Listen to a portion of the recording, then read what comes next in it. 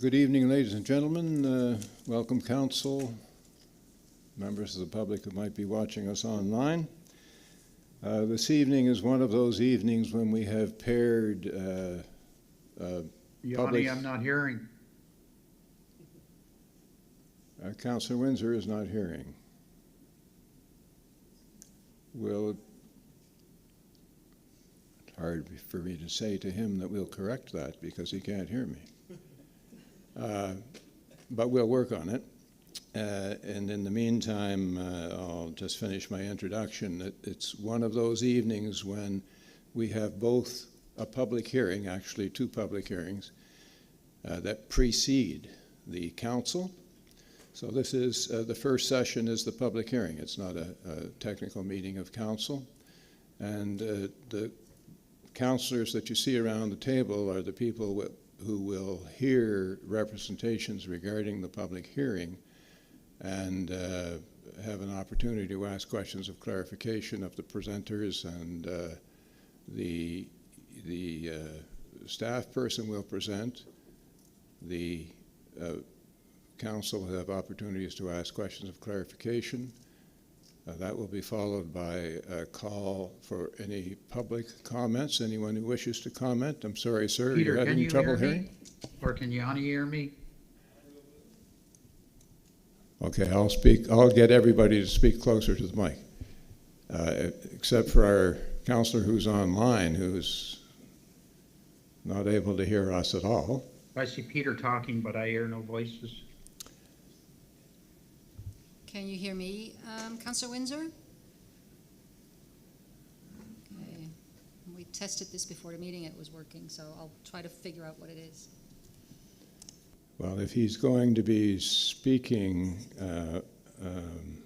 or voting as a result of matters that are raised at the public hearing, it's necessary that he be tuned in. So we're getting a little extracurricular help here. And my apologies for this bit of delay. So that's the other thing that I might explain to you, is that if you see people absent from their seats, apart from the councillor who's joining us online, those people who are not here this evening to hear the public hearing presentations will not be eligible to vote on the matter when it comes before council for decision. So Madam Clerk, can you let me know when we've established contact?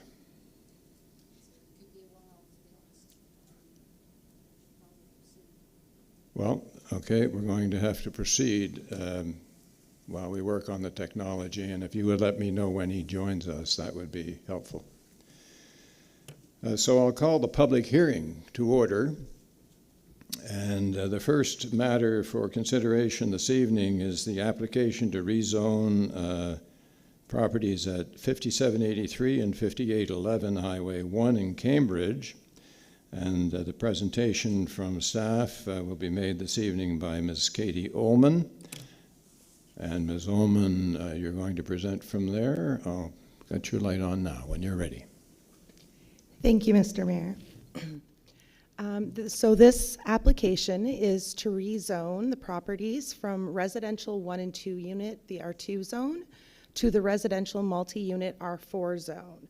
So Kevin Roscoe, on behalf of Cornwallis Holdings, has submitted a rezoning application for these two properties in Cambridge. Mr. Roscoe is requesting to have the properties rezoned because they are looking to develop 28 residential units. And these would be a mix of different types of housing, and they would be rental units. They would be made up primarily of of 2 or 3 bedroom units with garages. The applicant's childhood home and business are located directly beside the subject property, and the applicant hopes that his proposal will help address the lack of available rental properties within the area and provide much needed housing for families and seniors. The applicant and his father are responsible for the nearby residential development called Camero Place. This development has been occupied since about 1990 and is a successful, well sought-after rental housing development, occupied mainly by seniors. Camero Place has continued to grow over the years, with the most recent units on Potter Place being added in 2021, bringing the total rental units up to approximately 88 units. So this is an approximate location along Highway 1 in Cambridge of the subject properties. And this is the preliminary site plan.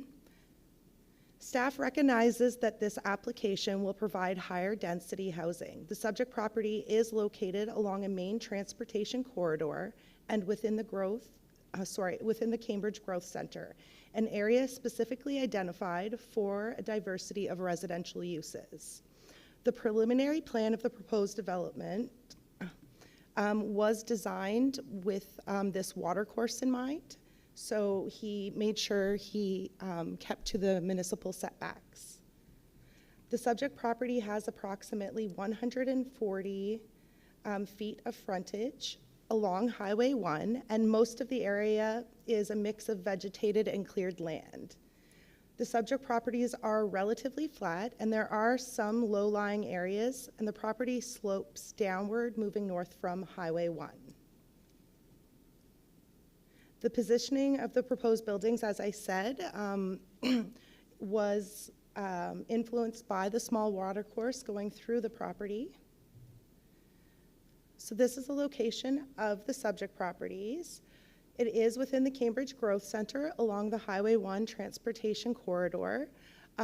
Right behind the properties adjacent to them is the Harvest Moon Trail, and it is within close proximity to major employers. The subject properties are surrounded by a mixture of residential and commercial uses, including a bike shop, construction company, farm, pizzeria, bakery, and auto body shop. So the property is currently zoned R2, which is residential 1 and 2 unit. To the east and the south are zoned residential 1 and 2 unit and light industrial commercial. The lands to the west of the subject property are zoned general commercial, and the lands north that abut the subject property are zoned rural mixed use. The property is within the residential designation, and the agricultural designation can be found north of the property, and there's commercial designation to the west. And east and south, there is both residential and commercial designation. Industrial designation. So these are a few photos of the site. So the first photo is the proposed access point to the property. It's in the background. This is the existing driveway for 5811, and this one will stay. The second photo is looking northward onto the site. The left-hand side is the approximate location of the proposed entrance. On the first photo on this one, this is looking east on site. The watercourse or drainage ditch is off to the right-hand side. And the second photo shows, gives you an idea of the cleared land on the subject properties. So the subject property, so the enabling policies, council shall consider amendments to any of the zoning maps in the land use bylaw, provided the application is for a specific development and is to rezone land to another zone enabled within the same designation, unless the zone change is specifically prohibited within this strategy. So the subject property is within the residential designation, and the proposed residential multi-unit R4 zone is enabled within the residential designation. The other criteria are not applicable for this application. 5.3.5, council shall consider in relation to all applications to rezone land, A, the applicable zone placement policies, including any specific policy criteria for applying the proposed zone set out within this strategy, and B, the impact of both the specific development proposal and of other possible uses permitted on the proposed zone. So the proposed rezoning is consistent with the zone intent and placement. The impact of the proposed development and other possible uses have been considered and are compatible with the objectives of the growth center. The proposed zone would enable the diversification of the existing housing stock and type within the growing Cambridge Growth Center. The subject property is located near services and commercial uses. The proposal promotes efficiency and infrastructure delivery with access to central sewer services along Highway 1.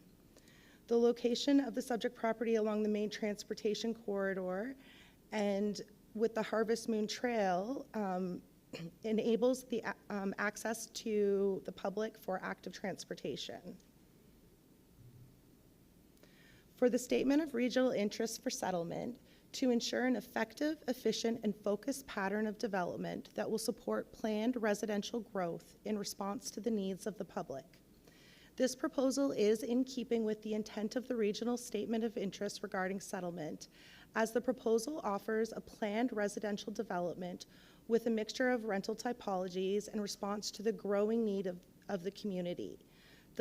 The planned development will increase the number of rental properties while focusing the increase within the growth center. So for residential multi-unit, the zone intent, lands in this zone are for compact development in strategic locations, such as along main transportation corridors and near employment and shopping destinations. This zone is intended to include up to 16 residential units in a dwelling in a variety of building types. So the subject properties are within a portion of Cambridge with an established residential housing stock. And as I've said, the subject properties are along Highway 1, which is a main transportation corridor with sidewalks available in this location. The subject property is also close to major employers like Michelin, the Annapolis Valley Regional Industrial Park, Kings County Rehabilitation Center, and 3 schools. The proposed development is in area with central sewer infrastructure, as I mentioned, and the development of land in areas with this type of infrastructure is consistent with the goals and objectives of Section 2.1 growth centers in the municipal planning strategy. These locations help to direct development away from agricultural land and contribute to the efficient use of public infrastructure and complete communities with more transportation options. As I've stated, the subject property is located adjacent to the Harvest Moon Trail, and as we saw previously, it is within the residential designation, which is shown on Schedule C2, the Cambridge Future Land Map, and in the municipal planning strategy. For watercourse protection in the municipal planning strategy 2.4.8, council shall regulate the separation distance between developments and watercourses, including increasing separation distances for uses that may create a higher risk of watercourse contamination to protect watercourses from development. So the applicant for this development has designed their site plan around a 50-foot separation distance from the watercourses to mitigate any potential issues. So the policy review for growth centers is the goal is to provide vibrant, complete communities in growth centers with municipal servicing, economic development, and a high quality of life and distinct character. The settlement and economic development objectives of growth centers are to provide a wide range of urban development, business opportunities supported by cost-effective municipal services. So as I've stated, it is within the Cambridge Growth Center, within the village of Cornwallis Square. The goal of the Growth Center, as I've stated, is to provide vibrant communities. And as demonstrated in the previous slides, this proposal is in line with the goal and objectives of growth centers and promotes a diversity of housing along a main transportation corridor close to major employers with access to municipal servicing while also promoting active transportation. For the general criteria, in terms of other general development criteria contained in the municipal planning strategy, there are no additional costs to the municipality related to the rezoning and development of the subject properties.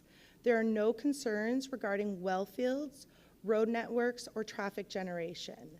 The proposed rezoning is consistent with the intent of the municipal planning strategy to enable much-needed multi-unit residential opportunities within growth centers, and the proposal does meet the general criteria. So it is in keeping with the municipal planning strategy. There's no additional financial impact on the municipality. It is compatible for land use. There's no impact on well fields, and the site suitability is good. So right now we are at the public hearing. 19 notification letters were sent out to property owners within 500 feet for both the public information meeting and the public hearing. A public information meeting was held on June 13th, 2022, and the video was added to the planning application website. 3 people were in attendance at the public information meeting, and there have been no public comments from the public. The file was presented to PAC January 10th, 2023, and they forwarded a positive recommendation to council. First reading was February 14th, 2023.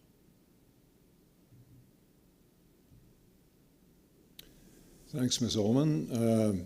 That brings us to the point where any councillor who has a question of clarification of the presenter has an opportunity to put it forward now. Did I see you going for your button there, Councillor Allen? No, I was just scrolling up. Oh, I'm sorry. Okay. Because your light wasn't coming on, I thought maybe you had a problem with the technology. Any other questions of clarification? Seeing none, then I'm looking to the public. If any member of the public wishes to speak on this application, we invite you to come forward to the mic in front of the room and give your name and address, and we'd be happy to hear what you have to say concerning the application.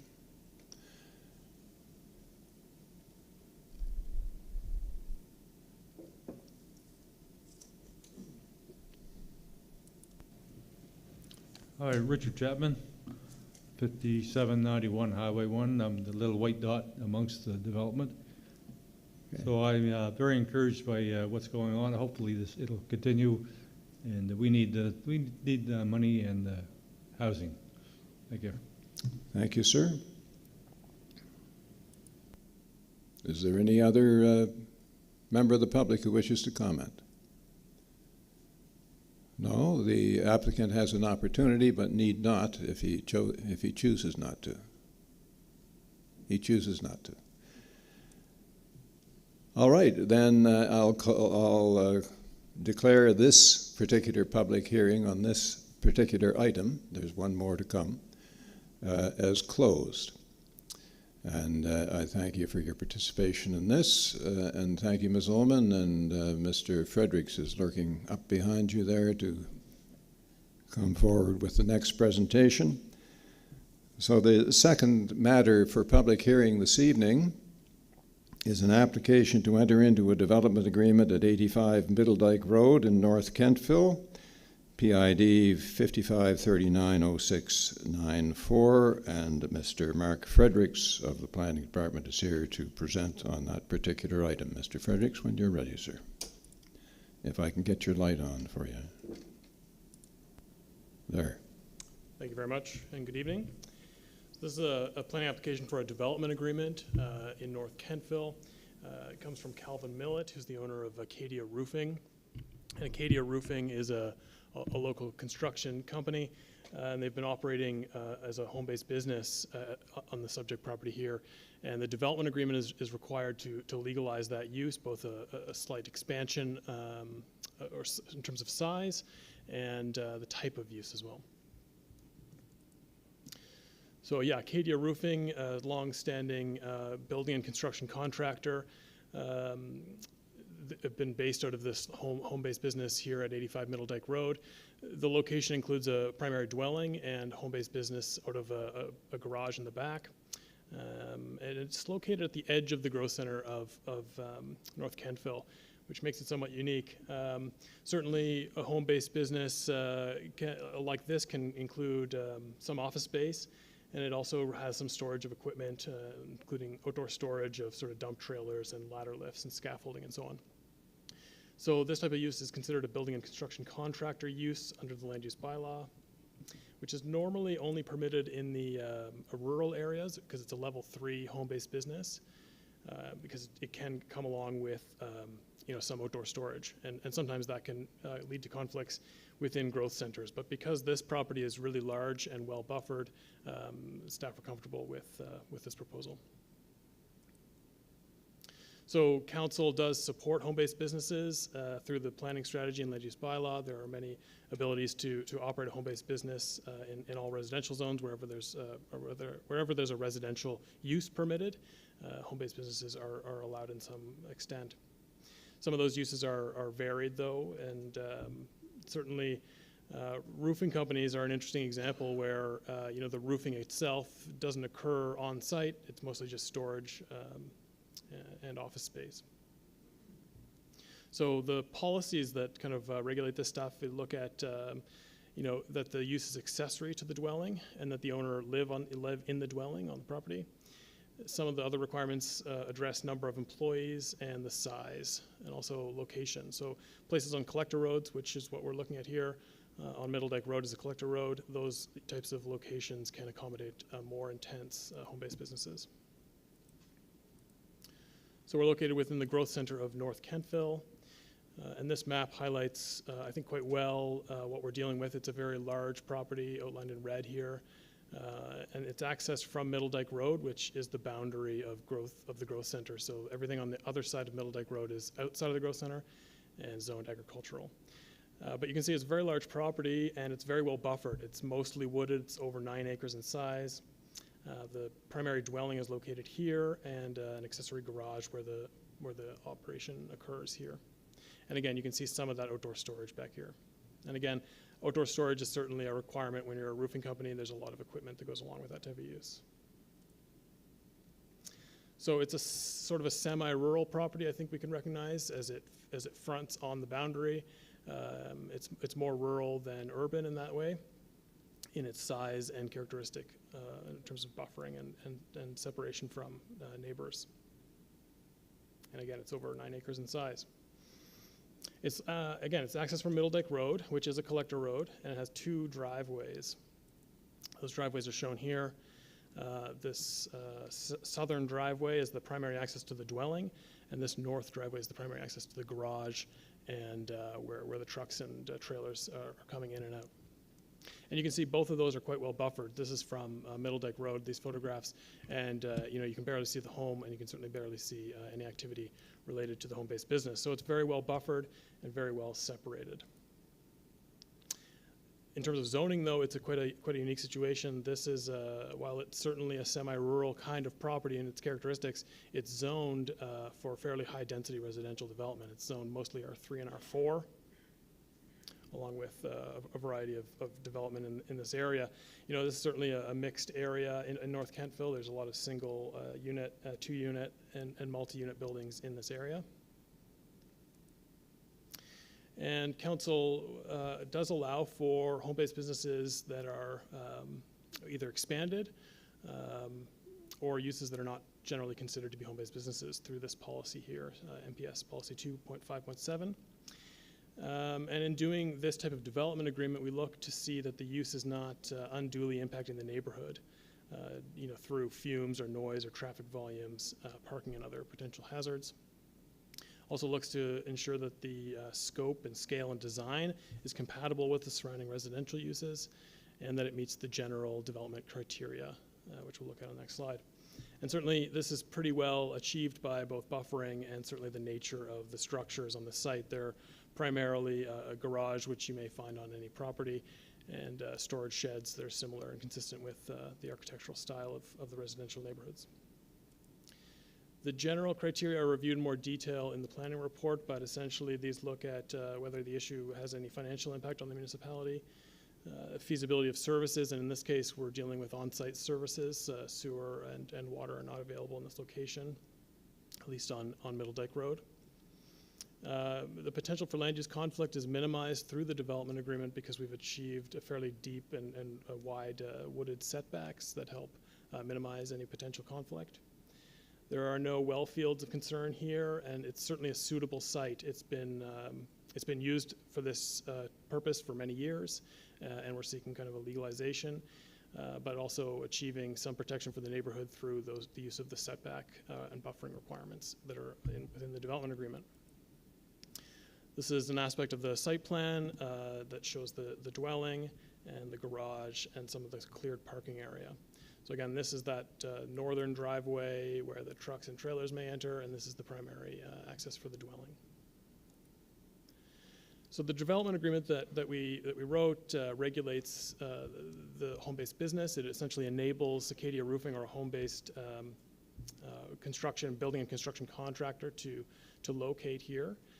But it requires a 70-foot setback on the rear yards and the side yards, and again, that's intended to help ensure a good separation of the use. Some limited signage, both consistent with the home-based business policies. Limited subdivision ability through this development agreement to ensure that the large property is maintained. And servicing and lighting and appearance regulations are also addressed through the development agreement. So a public information meeting was held, and 55 surrounding property owners were notified. We didn't receive any feedback through the planning process, and that may be because it's a very well buffered use, and it's a large property. It was considered through the Planning Advisory Committee in January, and received first reading by council on February 14th. And the same 55 properties were notified of this public hearing as well. So I pass it back to the mayor for public comments. Thank you. Thank you, Mr. Fredericks. Is there, let the record show, please, that the deputy mayor arrived just prior to the completion of Mr. Fredericks' presentation, but she will have received his portion of this presentation prior to coming here, as we all did. And the purpose of her being, all of us being here, is to hear the public representations, if any, on the matter. And so, all by way of explanation, that the deputy mayor would be permitted, when council convenes, to vote and debate on this particular matter, but not on the matter that we discussed prior to this one. So, any questions of clarification from any member of council of the presentation that's been made by Mr. Fredericks? No questions of clarification? Then I look to the public for any representations that any member of the public may have regarding this particular application. I'll just ask a second time in case I wasn't heard the first time. Any member of the public wish to present? Seeing no one, then, I thank you, Mr. Fredericks, for your representations and presentation, and the public for its tolerance in listening to us all. And I'll declare this particular section of our public hearing to be adjourned, and indeed the entire public hearing is hereby adjourned. So that we're now in a position to call to order the Municipal Council meeting for March 7th, 2023.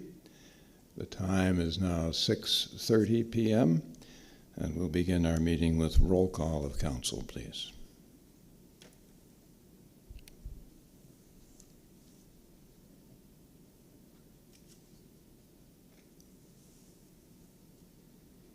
And Mr. Mayor, I'm present virtually. Jim Windsor. Thank you, Councillor. That makes all of council present for this council meeting. Thank you. And just again, for the record, could I ask the clerk when Councillor Windsor was able to join us? Was he able to participate in the public hearing? He was, Mr. Mayor. It was only a couple of minutes into the public hearing that he was able to join us. Okay, then the record should show that as far as the public hearing portion was concerned. Thank you. Ms. Yeverick, did you have a matter that you wish? No, your light was on. I just an error, eh? So all of council being present and the agenda having been circulated to council well in advance of the meeting, I'm looking for a motion. If there is nothing out of order in the agenda, I'm looking for a motion to approve the agenda as circulated. Moved by Councillor Allen, seconded by the Deputy Mayor. Any discussion? Seeing none, all those in favor? Mayor, Yes, Councillor. Yeah, Councillor Windsor. Mayor, I may tap out partway through. I've had a long, arduous day, starting at 6 o'clock this morning, and so I may tap out sometime during the evening. Thank you, Councillor. If you just communicate that as you leave, it would be appreciated for the purposes You of the betcha. record. Yep, thank you. Thank you. So we have a mover and a seconder for the approval of the agenda. All those in favor or otherwise, please vote now. Councillor Windsor, how do you vote? I agree. Thank you.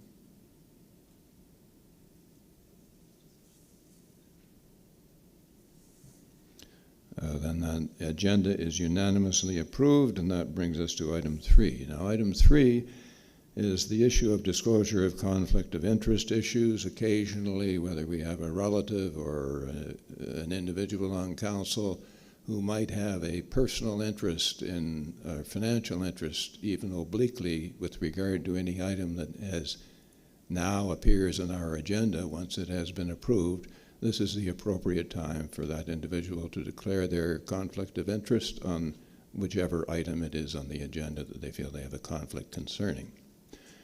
And I see Councillor Allen, you have your light on, sir. Thank you, Mayor. I have a conflict of interest with item 6F. All right, thank you. And that being the case, when we get to that item, Councillor, if you wouldn't mind absenting yourself from the table, and as you wish, either sit in the gallery or leave the room, and we'll come and get you when we move on to the next item. Thank you. Thank you.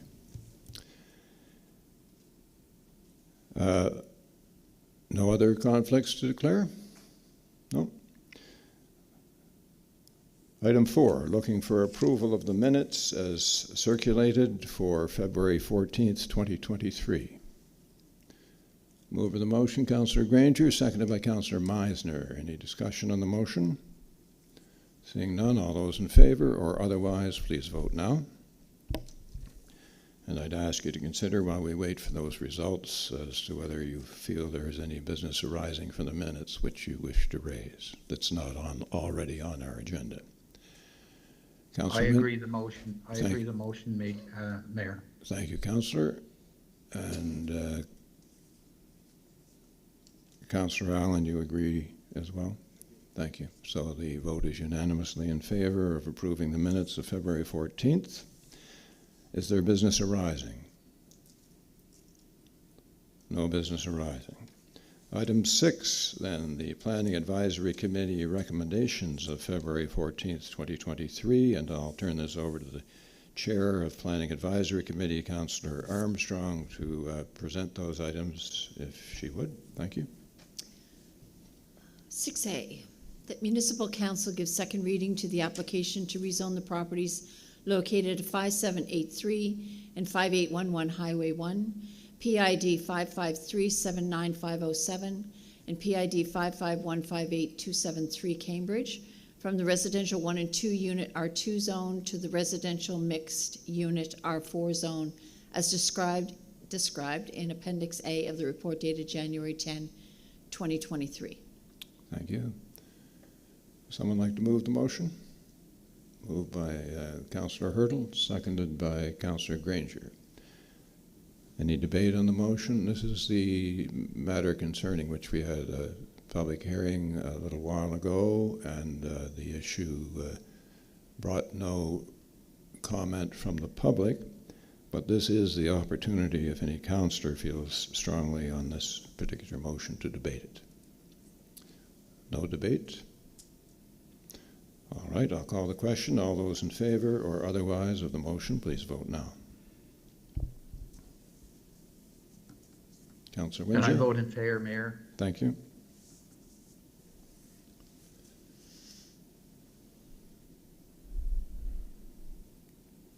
Deputy Mayor, you're not voting on this, of course, right? Councillor Windsor did vote in favor, so it's unanimous with the Deputy Mayor being not voting in this case because of a disqualification, not having been present at the public hearing. Thank you, Mr. Roscoe. You don't have to stay any longer, but I know it's stimulating if you wish to stay.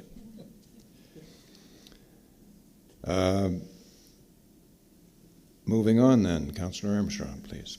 That Municipal Council give final consideration to entering into a development agreement to permit an expanded home-based business at 85 Middle Dyke Road, PID 5539069 North Kentville, as described in Appendix D of the report dated January 10, 2023. I so move. Thank you. Seconder? Seconded by Councillor Allen. Any discussion on the motion? Once again, this was the matter that came up previously during the public hearing, and this is the opportunity for council to debate if they have any strong feelings regarding the application. And there was no member of the public who commented to the contrary.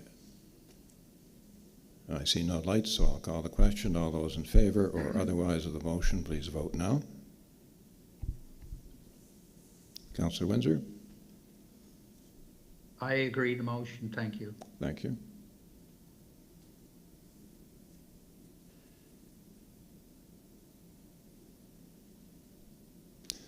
Then the results show that that motion has been passed unanimously.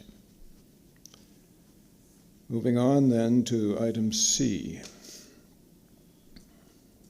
Councillor Armstrong? We're waiting for the recommendation. This is the matter. This falls in my lap. I'm sorry for the confusion.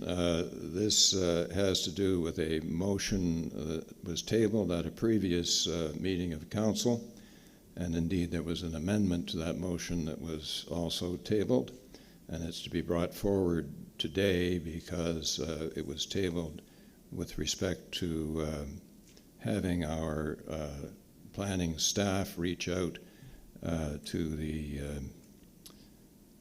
Fire Advisory Committee, the Committee of Chiefs, and come back to us with a comment regarding that and any other inquiry that has been made. So I'm going to call on Ms. Javerick to comment on that. Ms. Javerick, when you're ready. Thank you, Mr. Mayor. As the mayor had indicated, staff did attend the Fire Service Advisory Committee's regular scheduled meeting on February 16th. During that meeting, this topic was brought up during the round table discussion, and during that discussion, staff took the opportunity to do a general review for the benefit of the fire chiefs on what is it that planning can do in terms of how a building is going to be situated within a property, whether that's setbacks, whether that's parking requirements, internal traffic controls, types of use, building location. So we had a general discussion on that, and then we moved on to a general discussion on the second part of regulations that falls in our shop, which is the building code. And the building code also looks at really a lot of those same issues, but where often there are differences of different results that the building code might have in relation to setbacks. So we finished off with a discussion on if there is a difference between those two regulations, the more stringent regulation is the one that the property will have to follow with its construction and its building location. So we ended up with opening the floor to the committee to see if there were any concerns from the fire chiefs on firefighter safety that were not being covered by either of these regulations. And the committee did not bring forward any items that were not being covered through our existing process. While it's not quite on topic, I wanted to take the opportunity to just also remind Council that the secondary planning strategy has entered into dual approval with the advertising of the public hearing last month. So I just wanted to put that also out onto the floor. Thank you, Ms. Javerick. Any questions of Ms. Javerick on her presentation? Mayor, I have questions. Yes, Councillor, just following the Deputy Mayor who had her light on. Deputy Mayor? Thank you. Thank you, Mayor. Maybe can we turn Councillor Armstrong's microphone off? I think that's creating some of the feedback issues. Oh, you just turned it back on. Okay, now it's off again. Just because I know Director Javerick is sort of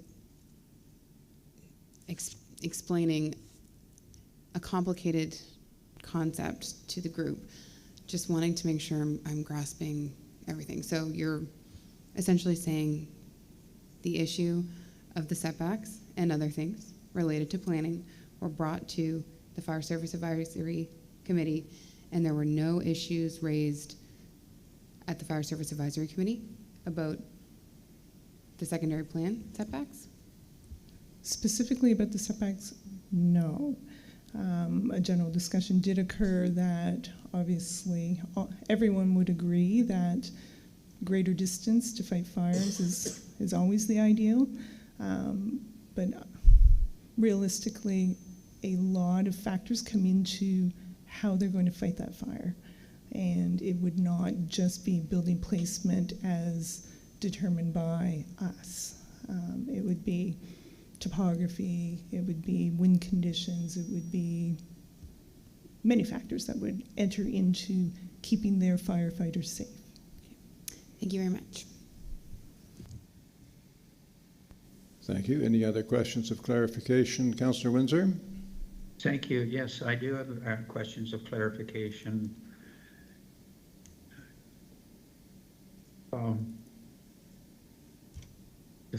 The fact that no issue was raised today, was there some notion given? Do you agree or do you don't agree, or the fact that there was silence? What gives you the comfort that they were in agreement?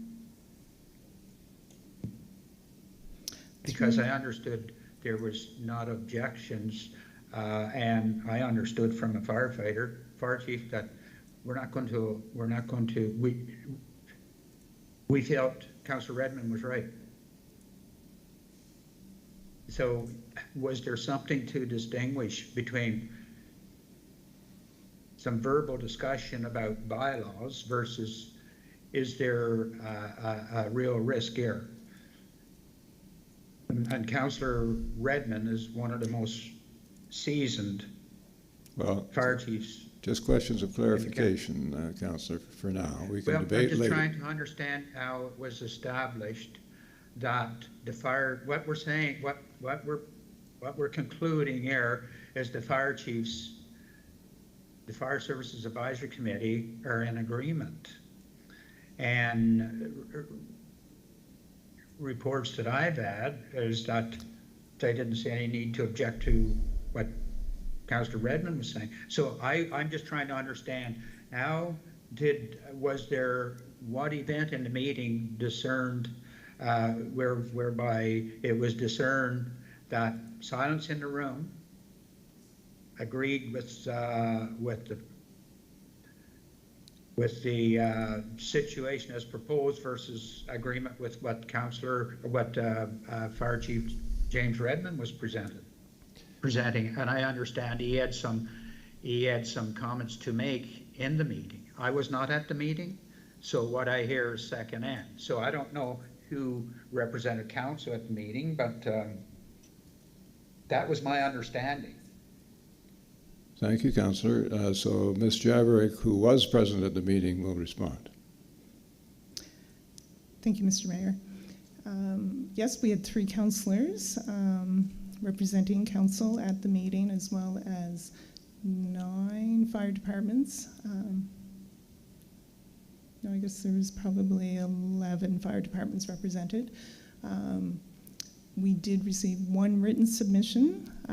Again, I opened up the floor to written submissions if any of the fire chiefs preferred that method. One did take that opportunity to write in that it was not a concern, that they will deal with the situation as it arises. Setbacks was not a consideration for firefighter safety.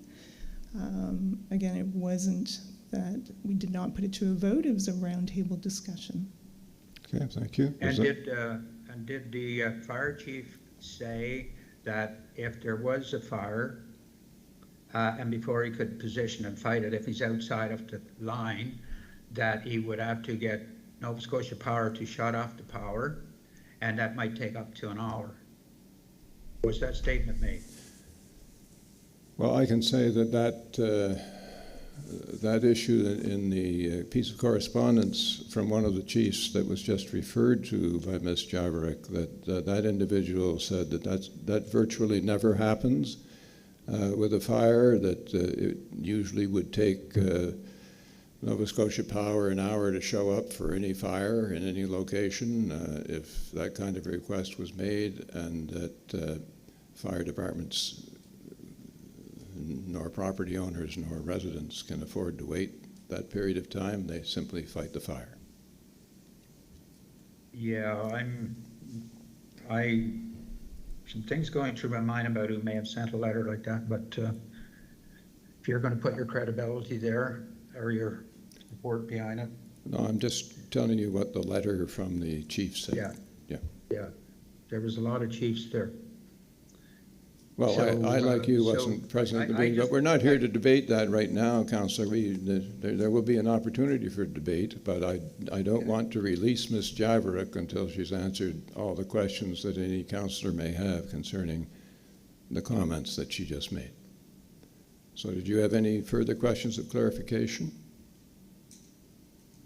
No, I just feel that we don't normally dismiss a fire chief's remarks. If he says that that's what he would do, he's not going to put his crew in at risk. And in fact, they could refuse to. And we've read, like the fire. Okay, I'll save some comments for debate. Yes, please. Okay, any other questions of Ms. Javerick? Seeing none, thank you, Ms. Javerick. So it's appropriate now to, having heard that, which was what we had charged Ms. Javerick with doing, it's appropriate now to bring from the table the amendment and the tabled motion from last meeting. So we have a recommended motion or suggested motion, you can change it if you wish, that the tabled amendment and tabled motion related to the new Minas secondary planning strategy be brought back for a debate. So I have a mover of the motion, moved by Councillor Armstrong, seconded by Councillor Meisner. Any discussion on the motion? Seeing none, all those in favor or otherwise, please vote now. Councillor Windsor? Thank you. So to speak to the, How do you vote, sir? Yes, I vote in favor. Sorry. Okay, thank you. So that's unanimous. And now the amendment. Well, let's just by way of memory refreshment, do we have the original motion that we can put up on the screen? The original motion was that Municipal Council gives second reading to the amendments to the Municipal Planning Strategy and Land Use Bylaw to institute the Growth Center of New Minas Secondary Plan as attached to the Council agenda dated January 17th, 2023. And could you put the amendment up, please? And there was an amendment presented that the setback that's contained within those documents be amended on the commercial street enterprises, be amended to a minimum of 50 feet and to a maximum of 100 feet. So we must deal first with the amendment, and I'm looking to the Deputy Mayor for comments. Thank you, Mayor. We're in debate. Yes. Okay. I am utterly opposed to this motion. I think it undoes a number of the underpinning philosophies that went into the creation of the New Minas secondary strategy, which are a sense of community feel, a sense of walkability, a reduction of traffic, a place where people like to gather, a place where people enjoy spending time, that is not just a car-centric strip that runs along the number one. And while I appreciate the concerns raised, I do believe staff have done copious amounts of work. They're professionals. They understand the issues. There are multiple different setbacks across this county, across this entire planet, actually, that all carry different implications for various issues within living in a community. And if the setback was 50 feet, it would be the largest setback in the entire county, in the entire land use bylaw. And it would undo so much of the work that was done in the planning strategy to push New Minas into the future and into be a progressive and desirable place to live and to be. And I think that, well, when these numbers were drawn out of the air, and two, it would require us to restart this entire process of public hearing and all those types of things, which I think is also unnecessary at this stage of the game. And I would just end by saying I strongly, strongly, strongly, strongly oppose this amendment. Thank you. Thank you, Deputy Mayor. Councillor Granger. Thank you, Mayor Matar. I would tend to agree with Deputy Mayor. I was present at the Fire Advisory Committee meeting, as I'm on that committee, and when it was offered up, it was offered up both ways. It was offered up to have a roundtable discussion about it right then and there, or they could also send emails as well. So with both of those being given and nothing coming back, that says a lot to me. So thank you. Thank you, Councillor. Councillor Armstrong. Thank you, Mr. Mayor. At our previous meeting, when this motion and amendments came up, we had in our possession a letter from Chief Redmond, and later we were given a copy of an email that correspondence between you and the chief. And there have been some things that were said at the last meeting in reference to Chief Redmond's letter that were, I think, embellishments and were not in his letter. I'm not going to go through all of them, but one of the things that he had attached to his letter was a list of 20 large commercial buildings that met his criteria for a deeper setback on Commercial Street in New Minas. But New Minas is not strictly large commercial properties. If you go on Google Maps, I came up with 29 small to medium-sized commercial and residential properties that currently do not meet the chief's desired setback, and today require fire protection. And I know that if needed, the New Minas Fire Department would attend and provide the exemplary service that they always have. These high voltage lines might be a cause for concern, but would be dealt with in a manner that took everyone's safety into account. And I would expect the same consideration in the future. Since our meeting, as I said, there was an email and to the mayor responding to some questions. And Chief Redmond stated that the recommended setback may be an access issue.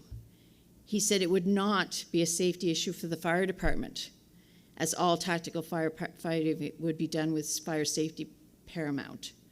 He also stated that equipment set up working within the required setback may slow down the rescue of trapped trapped occupants on the upper floor if it was a multi-story building. And just two final points. I'd ask my fellow councillors to look closely at the towns of Kentville, Wolfville, Middleton, Windsor, where the businesses in their downtown core abut the sidewalks. There is no setback other than the depth of the sidewalk. Just this summer, Wolfville Fire attended a fire in its core, multi-level, commercial on the bottom, rental on the top, and with excellent training, equipment, and mutual aid, as provided also by the New Minas Fire Department, that building still stands with no loss of life. And finally, the New Minas secondary planning strategy is in its current form is a way to move forward. It is a plan to help New Minas grow. This plan is for future growth. These setbacks will apply to new construction. No one is asking Walmart to relocate closer to the road. So with that said, I will not support these amending the setbacks. Thank you. Thank you, Councillor. Councillor Meisner. Thank you, Mr. Mayor. I'm not in favor of this amendment. This planning strategy work has been presented and represented to us on numerous occasions. We've had plenty of opportunity to bring up these suggestions and debate them and ensure that the changes were made if necessary. As the Deputy Mayor has said, this would be unprecedented. It would be the first one in all of our county to be set back at that level. So I'm not sure why one community safety is more paramount than another if we're gonna look at it that way. We are now in the end stages of this secondary planning strategy. We're in the home stretch. And changing this to make these amendments at this point is not forward moving. And revisioning, as was the whole purpose of the secondary plan, was to revision a future moving forward. By hitting pause and moving backward, we are not doing what we set out to do in the first place, in my opinion. So I'm not in favor of this amendment. Thank you. Thank you, Councillor. Councillor Windsor. Thank you, Mayor. No one wants this plan to move forward any more than I do. There's no doubt in my mind about that. I just want to speak to the motion generally. Well, Before we're the speaking public to the hearing, we're speaking before to the public amendment. hearing, were you? Speaking Did to you the want- amendment right now, Councillor. Pardon? We're speaking to the amendment right now? Yes, yes. Yeah, And okay. the reason why I am proposing the amendment is what I'm speaking to. Okay. Fire Chief Redmond texted me, or actually he phoned me and asked me if I could come into his office, at which time he presented the pictures. And he said, I've got concerns as fire chief. And I asked him if he'd like to come into the public hearing. He said no, because he was having some health issues, and that's not his forte. But he did offer to meet with the mayor and the CAO. That didn't happen. I presented an opportunity. It didn't happen. So he wrote a letter, and which he outlined his concerns. There is some buildings in New Minas that's closer to the road, but that's history. And if you look at some of the buildings in New Minas, if we look at McDonald's, would we say that's out of order? That's 53 feet back. Even the old Kent store, where the new Running Man is 101 feet back. Aside from the functional issues, the safety issue is the primary concern for me. And James Redmond spoke about, spraying water. If you got to spray it from the side. I know he participated in the event down in Wolfville, and it was his aerial equipment that could get in, but he could get in over the wires there because it was only a low building, and it was only the line of 240 volts. It didn't have 12,000 volts running and higher up. So that's been his concern.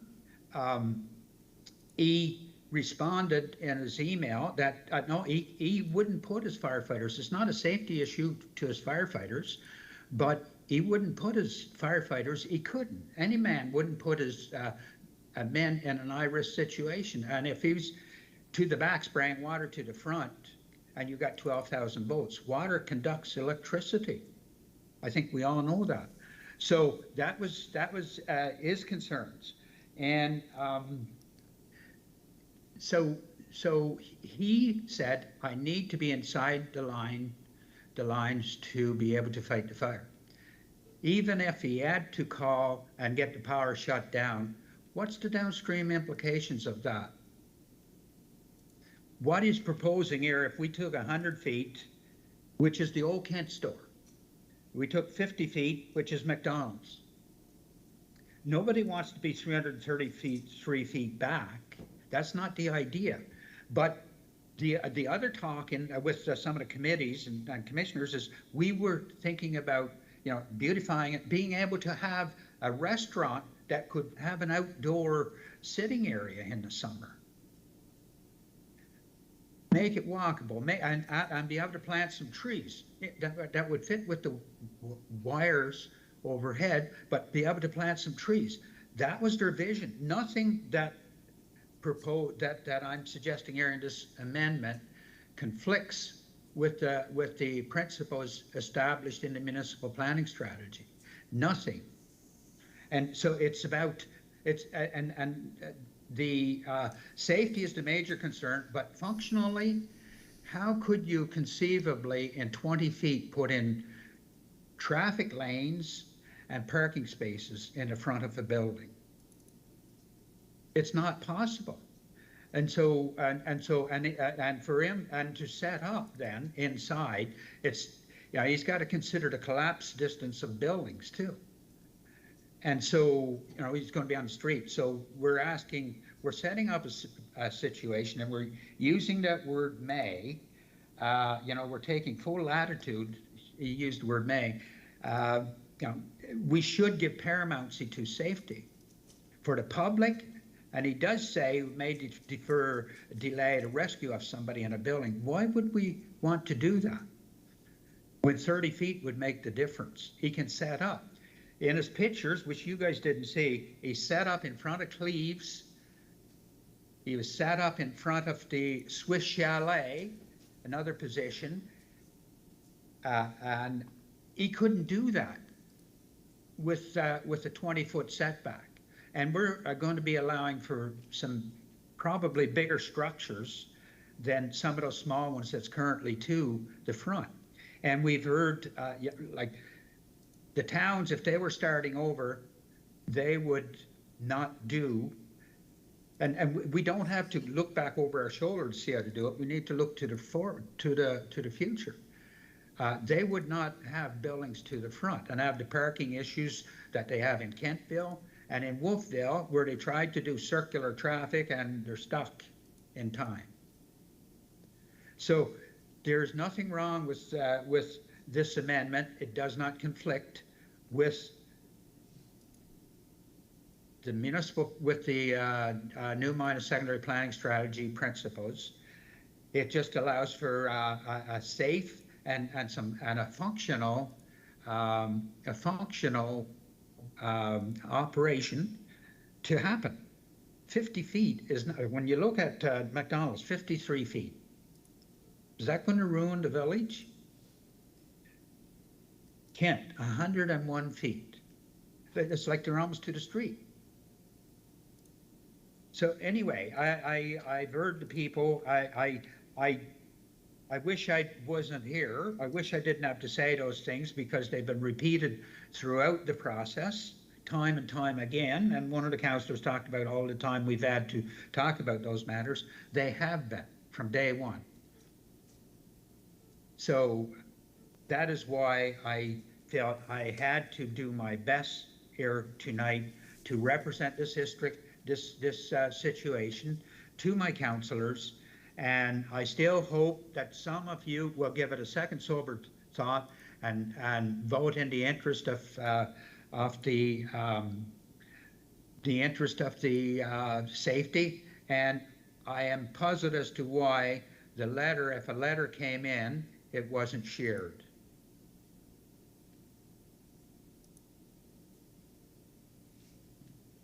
I'll leave it at that, Mayor. Okay, And I think it should be shared and it should be attached to the minutes.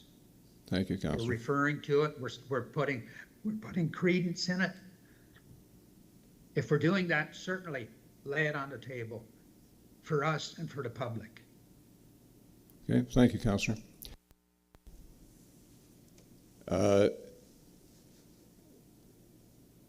Deputy Mayor for the second time.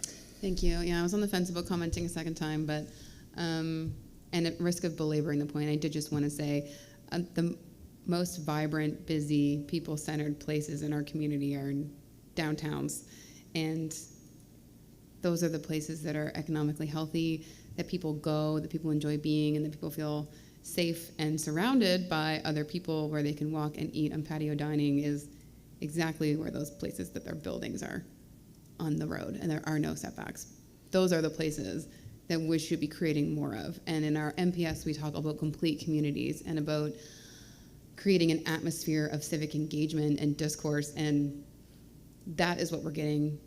That's what we're getting. It's not reinventing the wheel, because these places already exist in Canning and in Greenwood. Like, these places exist. So I couldn't let the notion that if these places could do it over again, they would change things, go unresponded to, because I don't believe that that's true, and I believe that that underpins so much of the work that was done, is to create a space where community can gather and do things, and there be multiple places to stop along a short distance. And so, again, I don't want to belabor the point, but I did feel that deserved a response. Thank you. Thank you, Councillor. Any other councillor wish to enter the debate? I think it's incumbent upon, because I vote as a councillor as well, upon me to explain where I will be voting, why I will be voting on this particular issue. A couple of things have been touched upon. One, the letter that Ms. Javerick explained that as part of the process in her consultation with the Fire Advisory Committee, which is comprised of the 13 chiefs and 3 councillors,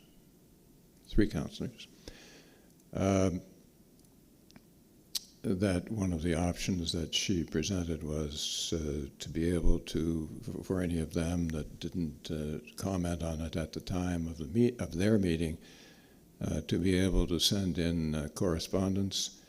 The only item of correspondence that she received, and that I only received today, I'm not sure when it was dated, but I was assuming it's very recent, and certainly will be shared with everyone, but there hasn't been time to do that, was from a chief that couldn't be there at that meeting and wanted to comment, and that particular chief has commented that he is the one that referred to every other place in the municipality that did not have setbacks of any sort, really. That you'll find that with regard to the legislation that had cropped up in the province, probably a couple of decades ago now, I lose track of time, legislated that all streets within the province, all public streets in the province of Nova Scotia were deemed to be 60 feet wide unless otherwise determined. If you apply that to the town of Woofle, for example, you'll find that every building on that street is within the road limit.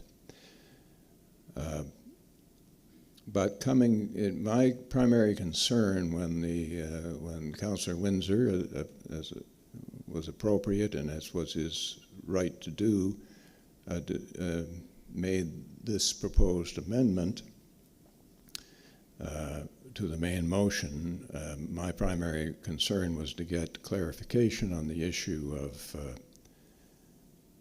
safety, because that's you know, aesthetics are one thing and safety is another.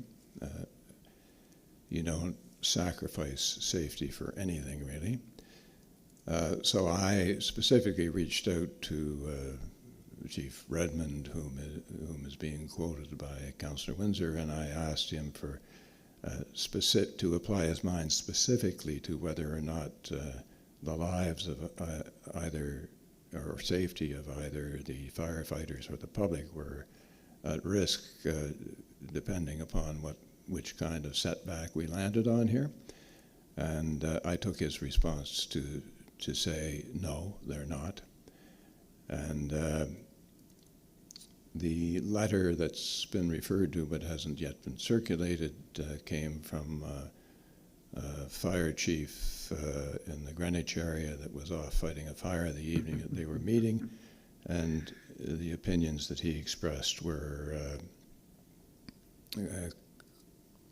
similar to what's been discussed around the table here, and that he did not have any concerns regarding either the safety of either occupants or firefighters.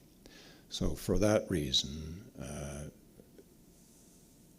I was delighted to see the amendment put forward because that forced us to go and get the answers, and I have been satisfied in my mind that the answer is that we do not have a problem here, and that the setbacks that have been recommended by the professional planners and our own planners, and through the long discussions of the committee and the planning office that's been associated with developing this secondary plan for New Minas, the matter has been fully aired.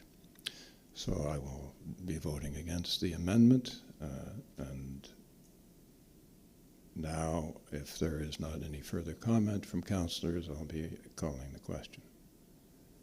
No further comment. The question is called. All those in favor or otherwise of the amendment, please vote now.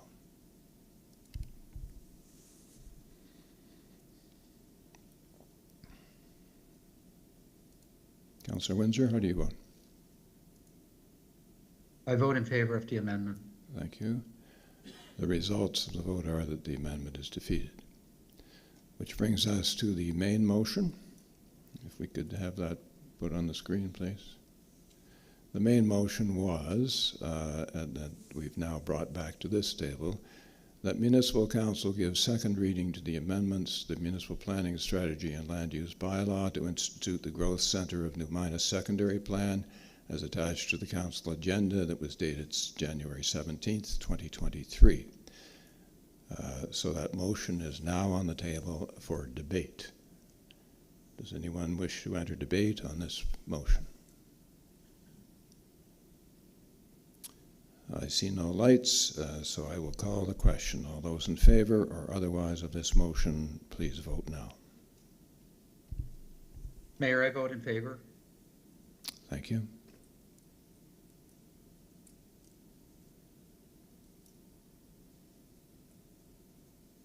The motion passes unanimously. Thank you all for a good engagement on this particular item. I think it was important enough to have gone through the bit of gyration that we went through concerning it. And now I'm going to ask Councillor Armstrong if she'd carry on with item D. I'm sorry, Councillor Armstrong. It's good of me to say, but I don't put your light on, so there. I was waiting for Yanni to put it on the screen for me. Oh. If I have to find it, you're going to have to give me a minute. Oh, there it is. Okay. Thank you, Yanni.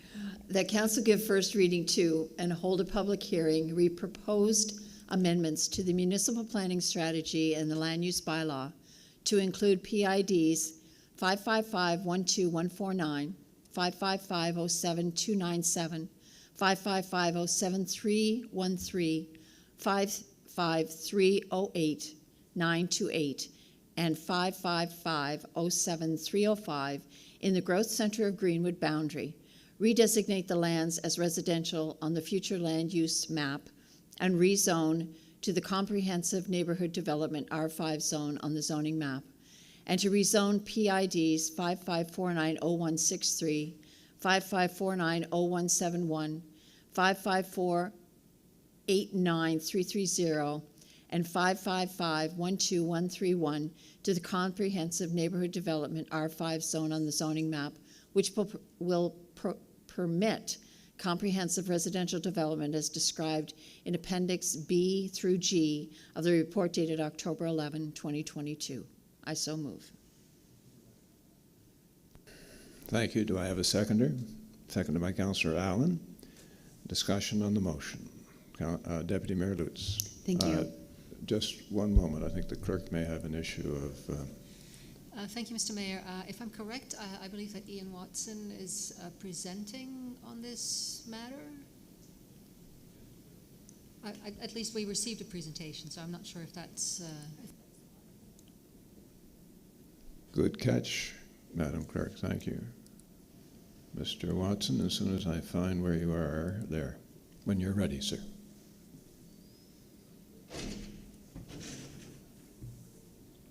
Thank you, Mr. Mayor, and good evening, everyone.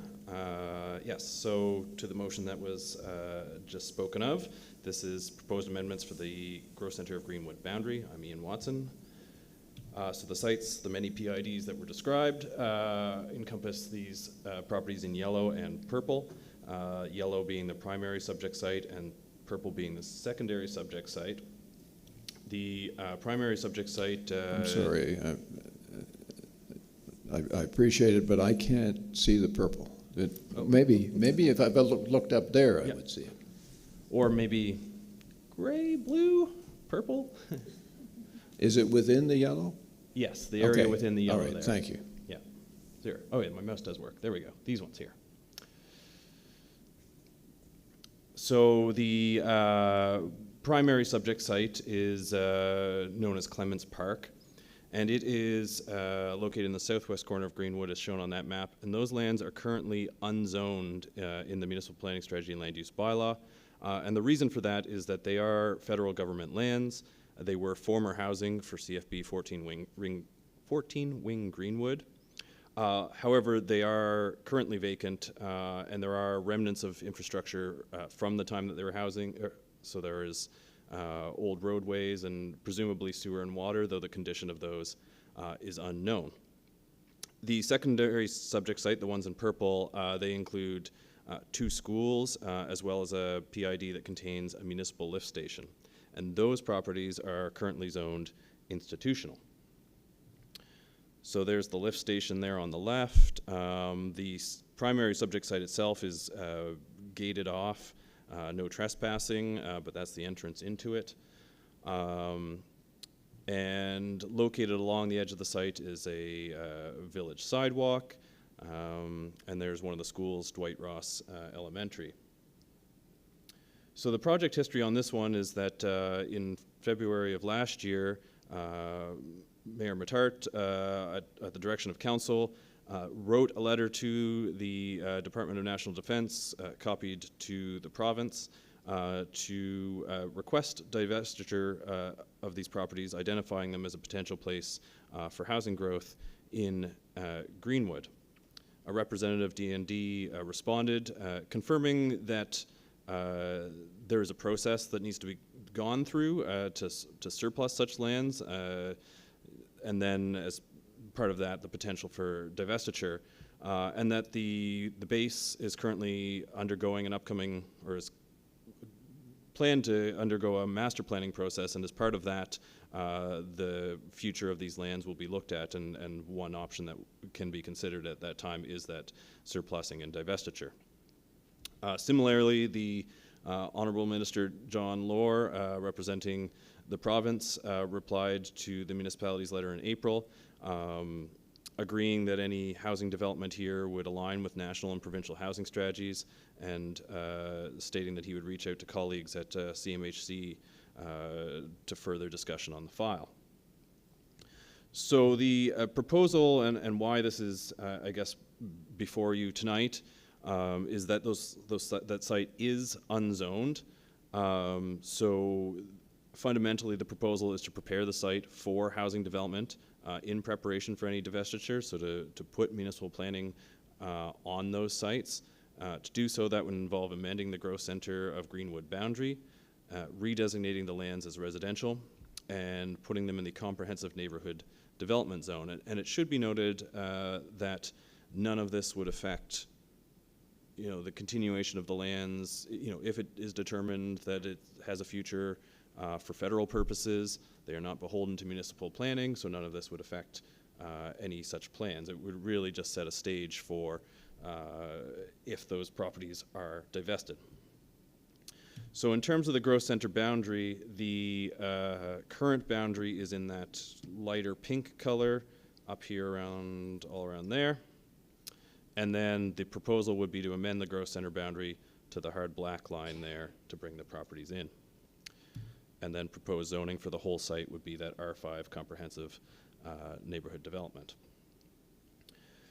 This is a plan amendment because it requires an amendment to the growth center boundary and a redesignation. So unlike a lot of other files, you see there isn't, specific municipal planning policies to be compared against. Rather, looking at the big picture of the municipal planning strategy and how this fits in all of that big picture, there are kind of two main categories of communities in the municipal planning strategy. The first being rural areas where we have limited residential development, resource uses, that kind of thing.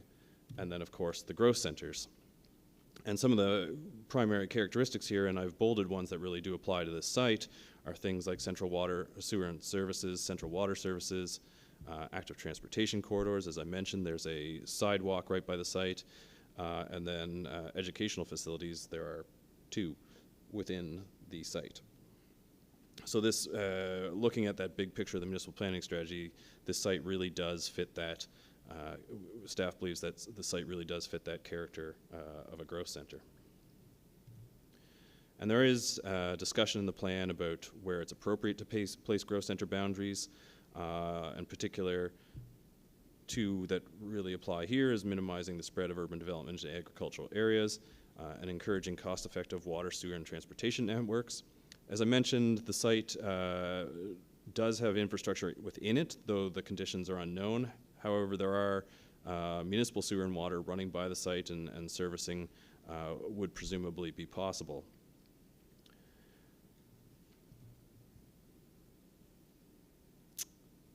There are policies within the municipal planning strategy about periodically reviewing the growth center boundaries. And one that really applies here is, or that might raise questions, is that if the property includes any A1 zone, that be a flag for council. However, in this case, none of these sites are zoned A1, so that's not a concern. Looking at the zone itself that's proposed, the comprehensive neighborhood R5 zone, it is intended for integrated and comprehensive planning of new large-scale neighborhoods by development agreement. It's appropriate for locations that are environmentally sensitive or prominently located within an established community or where an innovative development form is desirable. And certainly this is a large site, infrastructure is needed, and there's an opportunity there to do innovative development in terms of the mix of units. So staff believes the R5 zone is an appropriate zone for the property. So there is policy within the municipal planning strategy for when rezonings to the R5 zone are considered. Again, looking at comprehensively planned neighborhoods and applying it to areas that are a minimum of 5 acres in size, which this site satisfies, which would benefit from a public planning process. And again, this is a large site within a growth center close to schools, including schools, and certainly a public planning process would be appropriate for that. And that need to be well integrated with the surrounding lands. Again, there's infrastructure nearby that certainly a thorough planning process would help address through that process. Since this is a municipal planning strategy amendment, we also have to be cognizant of the statements of provincial interest outlined in the Municipal Government Act. There are 5 that apply outside of HRM. In this case, the site is not within a drinking water supply, so that doesn't apply. It is not within an identified flood risk area, so that one doesn't apply. The statement of provincial interest on agricultural land is worth considering in this situation. That statement speaks to protecting good agricultural soils, which are defined as Class 2, Class 3, and active Class 4 soils. The subject site does have some limited Class 3 soils on it. The bulk of it is Class 4 non-active, so it wouldn't qualify as good soils under that statement of provincial interest. However, those Class 3 are worth considering, and what the effect of this would be on them. However, the site itself is boxed in by other development. It's relatively small in the scale of agricultural activities. It's adjacent to services, so there's limited potential there for agricultural development. And we balance that against the other statements of provincial interest, particularly in this case, infrastructure and housing. There are existing services that statement speaks to using efficiently. And then, of course, certainly in this case, there's a big opportunity for housing with almost 140 acres that could potentially support new housing opportunities.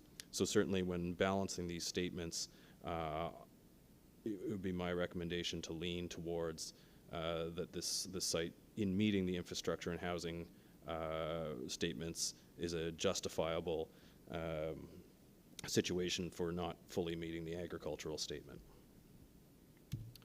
In terms of process, PAC, Planning Advisory Committee, reviewed this file initially in October and held a public participation meeting.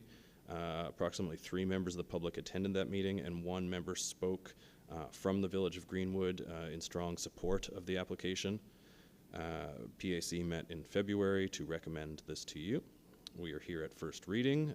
You have a potential tonight to send it to a public hearing, at which point any substantive changes would require first reading and public hearing again, and then second reading. So as mentioned, Planning Advisory Committee forwarded to you a positive recommendation by passing the motion on the screen. I'm not going to read it out. I'm not as tenacious as Councillor Armstrong. Thank you very much. Thank you, Mr. Watson, and I'm awfully glad you had an opportunity to explain all that before I went ahead with you unnoticed in the audience. And I might say a couple of things. One is that we're waiting upon, first of all, DND owns this property, and we have no control over it other than to be prepared to deal with it. And this is our method of preparation to deal with it in the event that they happen to release it. This is not the only thing we're waiting upon. I want to say for the record, it has nothing to do with this motion. This is not the only thing that we're waiting for from DND with respect to answers. We look upon them as being very valuable partners, and we understand that governments and institutions of governments move glacially, and we're simply trying to heat the ground a bit on all of those matters, and this being one of them. Not necessarily the most important one, but important nonetheless. Madam Clerk, you had a comment before we enter debate? Thank you, Mr. Mayor. Just wanted to note that Councillor Windsor left the meeting about 8 minutes ago. Thank you. So to reiterate for those that mightn't have heard, Councillor Windsor has had to leave us, so he won't be part of the debate concerning this matter or matters following this evening. Deputy Mayor. Thank you. A quick question. So thinking about the community comprehensive development zone, there's some really beautiful, the mics are crazy today. I apologize for everyone who has to hear me. There's a really beautiful forest right there across from Terranova Drive of older growth trees, and I think there's trails in there. I believe those lands are included, that forest is included within the section proposed to be included within the growth center? Yes?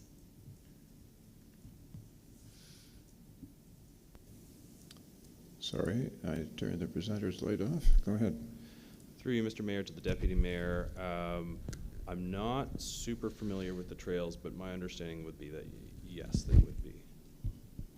I'm seeing a nod from Director Javrik. So, and so I guess my follow-up question would be, were it to be zoned R5, I guess I'm just thinking, like, I do support the idea of the rezoning, and I recognize the timelines, and I don't want to stray into debate, but I do want to ensure before making decisions that I'm clear about whether or not that can be sort of preserved as part of R5 zoning, or if it's really worthy of protection, if it's best to leave it out of the growth center boundary, if you understand my point.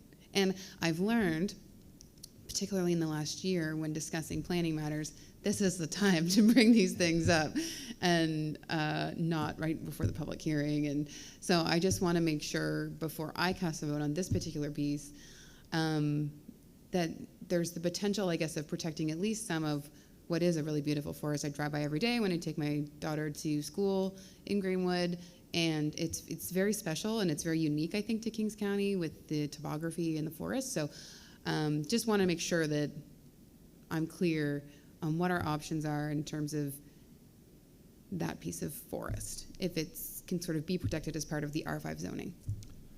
Yeah, through you, Mr. Mayor, to the Deputy Mayor.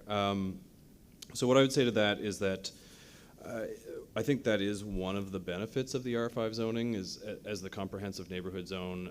What that will require is a development agreement process to comprehensively look at how these lands or any other lands in that zone are to be developed, and would require a site planning process and all of that.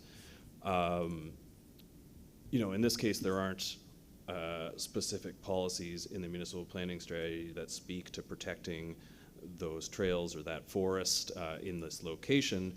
So, it would be incumbent on council a little bit through the process and planning advisory committee through the process of the development agreement, using the broader policies that are in the municipal planning strategy about active transportation, about environmental space, to use that in the evaluation and the justification for council's decision making around the ultimate development agreement, to bring that as a force on those discussions. And so I do feel reassured that there's a second point of decision making sort of regarding the overall piece of things. So I do feel kind of comforted. And I know it's kind of weird because we took the motion before we had questions of clarification in the presentation, so I feel like I'm straying into both worlds here, but I appreciate the response, and parts of that are like absolutely beautiful for development, and other parts I have a little more hesitation around because just they're very special. So, and I'll leave it there. Thank you. Thanks, Deputy Mayor. From the sound of the presenter, we'll have a second crack at that particular issue. I have to say I am somewhat in agreement with you. I might be convinced by other councillors otherwise, but at the present time, I'm with you. Are there any other questions of clarification of the presenter? See no other questions. Thank you, Mr. Watson, for your presentation. Now, I have to go back to the clerk after all that. We have a seconded motion, do we? Yes? Okay. Any debate on the motion? Seeing none, all those in favor or otherwise of the motion, please vote now.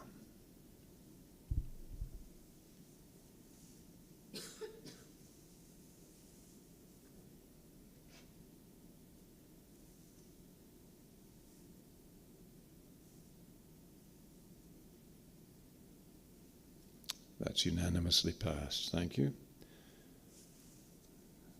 Councillor Armstrong. Thank you, Mr. Mayor.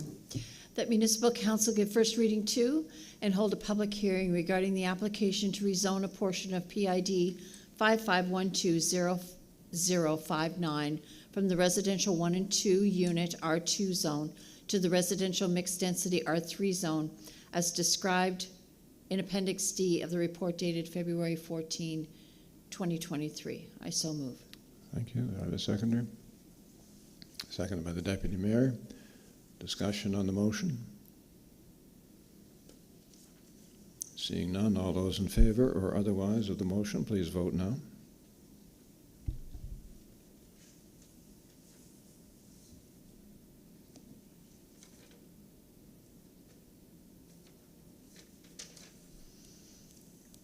That's unanimously passed. Thank you. Councillor Armstrong. That Municipal Council give first reading to and approve a public hearing for the amendments to the text of the land use bylaw to add farm supportive uses to the list of permitted uses in the historic hamlet of Grand Pré, A5 zone, as described in Appendix A of the report dated February 14, 2023. I so move. Thank you. I have a seconder. Seconded by Councillor Harding. I was looking at Councillor Allen. Councillor Harding, it wasn't that I had forgotten your name. I promise you. Yeah. Councillor Harding, you're absenting yourself for this. Thank you. This was the matter concerning which Councillor Allen gave notice to us that he might be perceived as having a conflict of interest. So it's been moved and seconded. Discussion? Deputy Mayor. Thank you, Mayor. Just a question for Councillor Armstrong.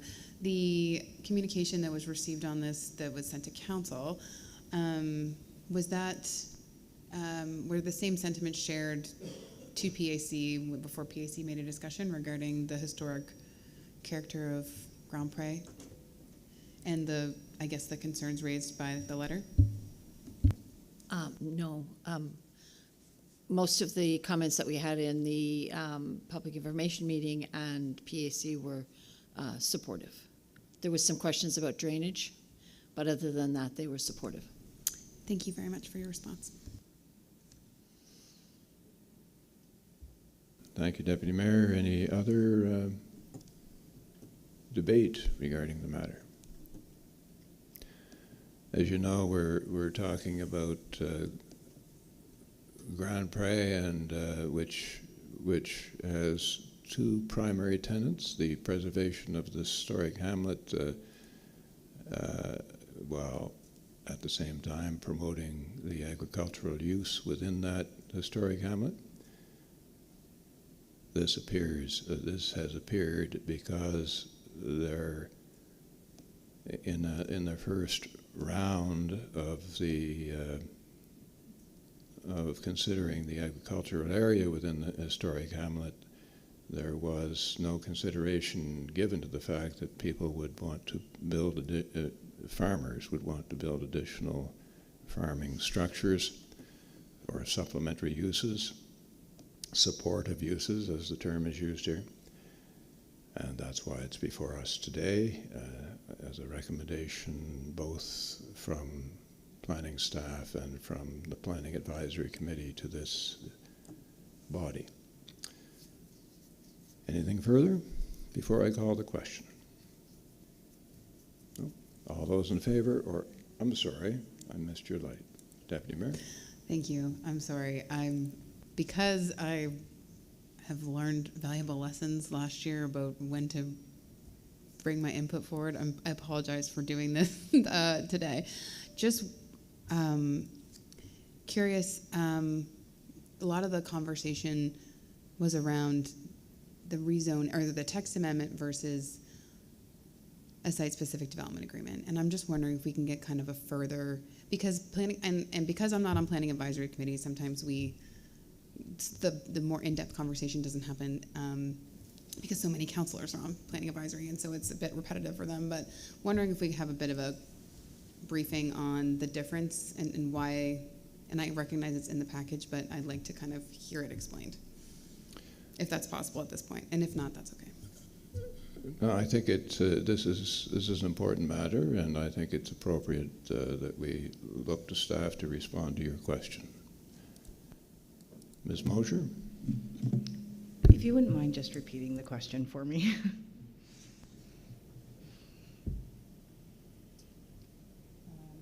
It's okay. I know that the lights are crazy today. One of the inquiries from a member of the public was why we opted to recommend the text amendment versus a development agreement. And I think it's because development agreements aren't permitted, but I would just like to hear a kind of you talk through this for me. Thank you.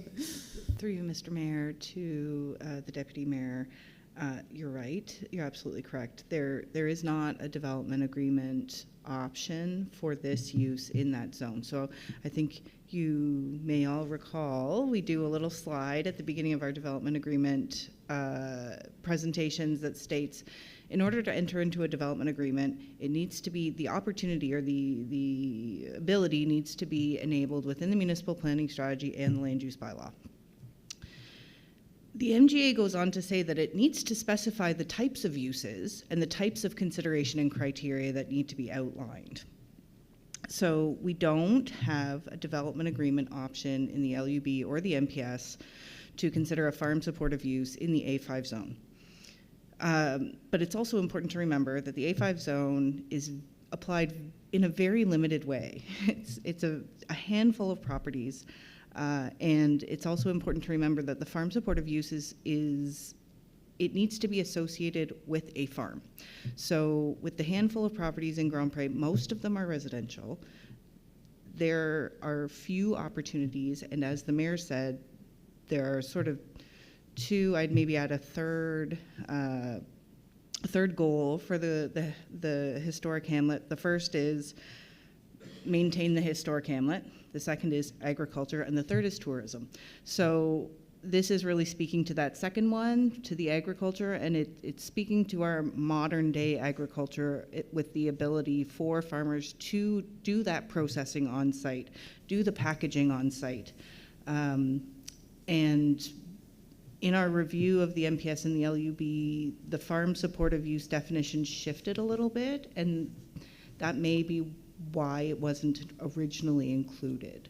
So we are looking to add it now with the understanding that it meets the goals and objectives, both for the MPS with regard to agricultural operations, but also within the hamlet of Grand Pré.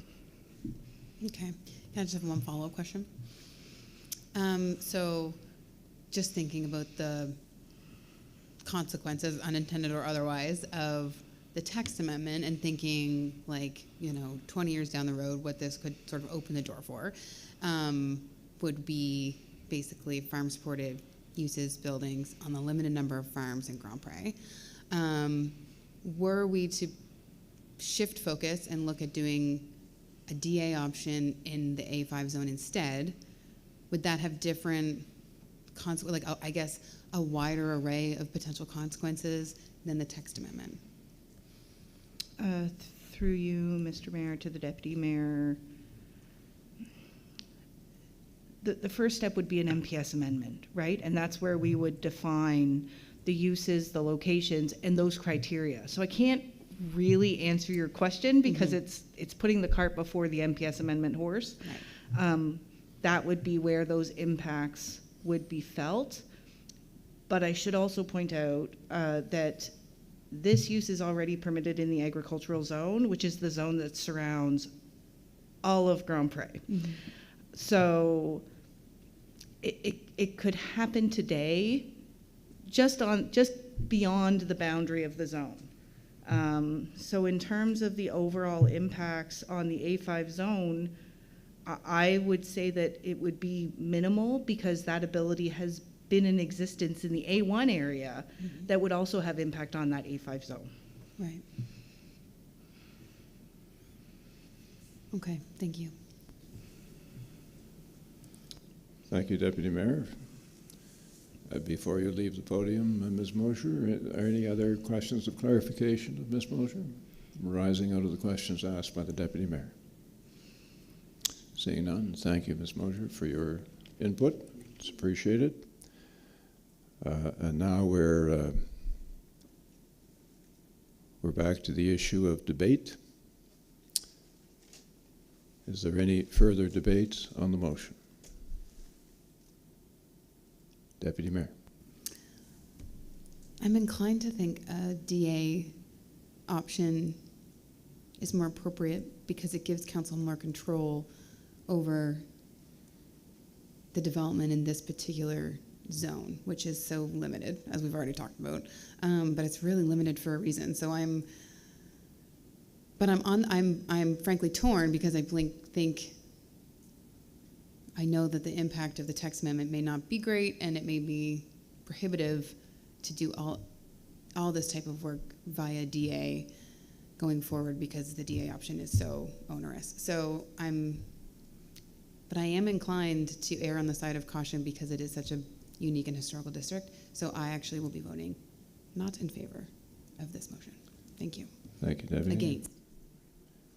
Anyone else?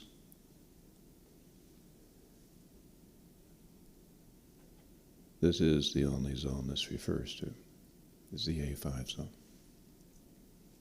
Any further discussion?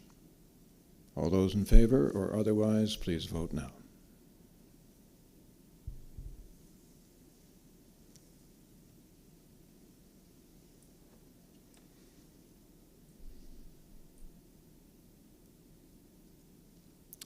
The motion is passed with the Deputy Mayor having recorded her negative vote. Thank you. We'll wait just very briefly for the councillor who had declared a conflict to return to the table. In the meantime, Councillor Armstrong, perhaps you could advise for the record, have you dealt with everything except the date of the public meeting? No, we have one more. Okay, there's more? Okay. Carry on when you're ready then. That Municipal Council give initial consideration to and hold a public hearing regarding entering into a development agreement to permit building and construction contractors use and manufacturing use on a property located at 7096 Highway 1, PID 55153-696 Coldbrook, which is substantially the same for minor differences in form, as described in Appendix D of the report dated February 14, 2023. I so move. Thank you. Do I have a seconder? Seconded by Councillor Hurtle. Any discussion on the motion?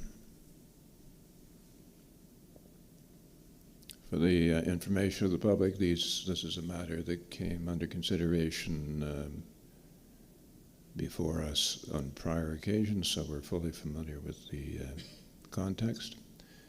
And I see no lights for debate, so I'm calling the question. All those in favor or otherwise of the motion, please vote now.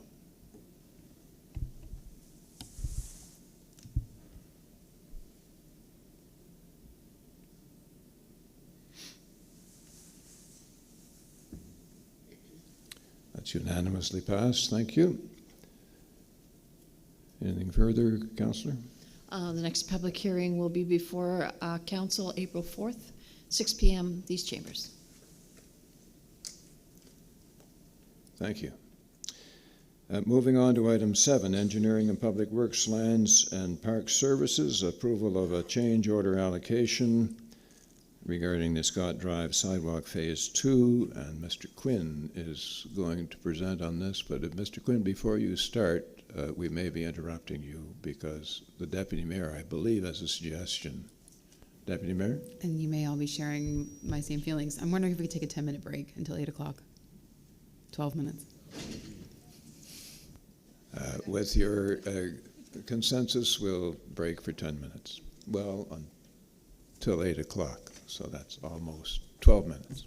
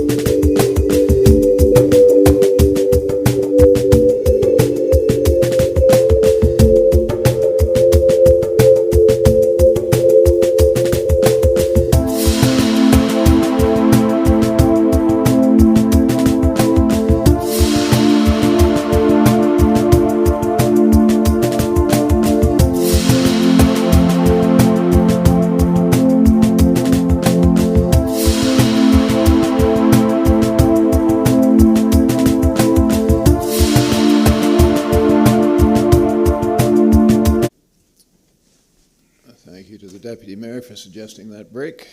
We're going to move on now to item 7, Engineering and Public Works and Park Services, and Mr. Quinn is going to speak to us and present regarding approval of a change order allocation. Mr. Quinn, when you're ready. Sure, thank you, Mayor, through you to Council. So we are here to discuss a change order that's been sent in by our design consultant on this particular project. So the second phase of Scott Drive in North Kentville, so the extension of the sidewalk through that area. So the original consulting contract was awarded to Design Point Engineering and Surveying. Through the course of the project, has been delayed due to events beyond their control, and they have submitted a change order for additional technical support services to complete out the project. We're here tonight since the change order amount exceeds 10% of the original contract value, so so Council's approval needed to be consistent with our procurement policy. So in terms of the financial implications, the change order itself with non-rebatable HST is just short of $8,600. That will be funded out of the pedestrian infrastructure GL, which is included in the 22-23 approved capital budget. $50,000 had been originally allocated for engineering services. To date, we're only committed just under $38,000 with that. So with that, the recommendation is that Municipal Council authorize up to $8,595, including non-refunded HST from GL 21-3-372-101 pedestrian infrastructure to be used for a change order related to consultant services provided by Design Point Engineering Surveying for the Scott Drive Sidewalk Phase 2 project. Thanks, Mr. Quinn. If you'd stay in your place for a moment. Questions of clarification of Mr. Quinn on this particular recommendation? No? What, perhaps I haven't properly prepared myself for this, Mr. Quinn, so I apologize for my questions, but what specifically are we talking about here? Why is this necessary? Because there's still some remaining geotechnical testing, site inspection, and if there's any remaining, say, site instructions or other clarifications that may be needed for the end of the project. And that wasn't contemplated in the original contract? It was contemplated, but the timeline that this project's gone out, it's gone beyond what was originally contemplated within their original proposal. And so it's like it is due to events beyond their control. So it's not their fault? No. And the increase is necessary for them to provide a finished product? Correct, for them to sign off on the final project. Okay. And we've heard from the public, at least I have, concerning issues associated with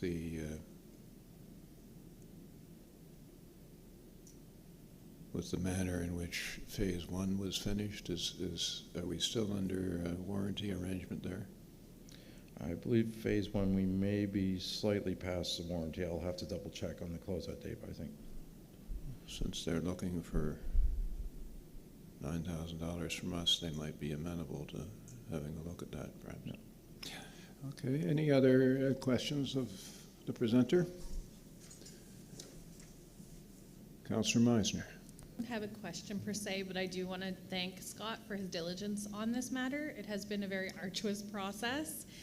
There's been a lot of hoops to jump through, and I don't think any of us anticipated that it was going to take this many years to build a second part of a sidewalk once we started. So I just wanted to say thank you very much for your dedication and diligence with this. I'm looking forward to it being complete and being able to use it, and for the residents to be able to enjoy it as well. So thank you. Thanks, Councillor. I might add to that I think it was the first time I came or strived to come to council that I was hearing so much from the residents of that street that they needed this sidewalk. So sometimes it's disheartening to hear that you know, the project itself has caused some grief for some people, but I think I'm hopeful that the end result will, the whole neighborhood will see it as a positive result. No further questions, then I'm calling the question. All those in favor or otherwise of the motion that Municipal Council authorize up to $8,595, including non-refundable HST from GL 21-3-372-101 pedestrian infrastructure, to be used for a change order relating to consultant services provided by Design Point Engineering and Surveying for the Scott Drive Sidewalk Phase 2 project. Please enter your vote now, yea or nay.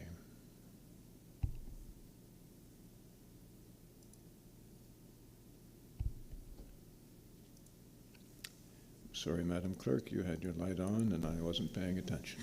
That's okay, Mr. Mayor. I just wanted to point out we actually didn't have a mover and seconder yet, so I don't know if we can do that. Did we not? We probably shouldn't vote on it then. All right. Well, it is not even that late in the evening, so I have no excuse. It's moved by Councillor Meisner, seconded. Who's going to second that? Councillor Killam.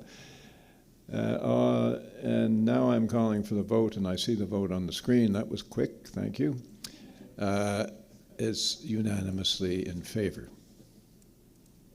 And I promise to try to pay attention for the rest of the meeting.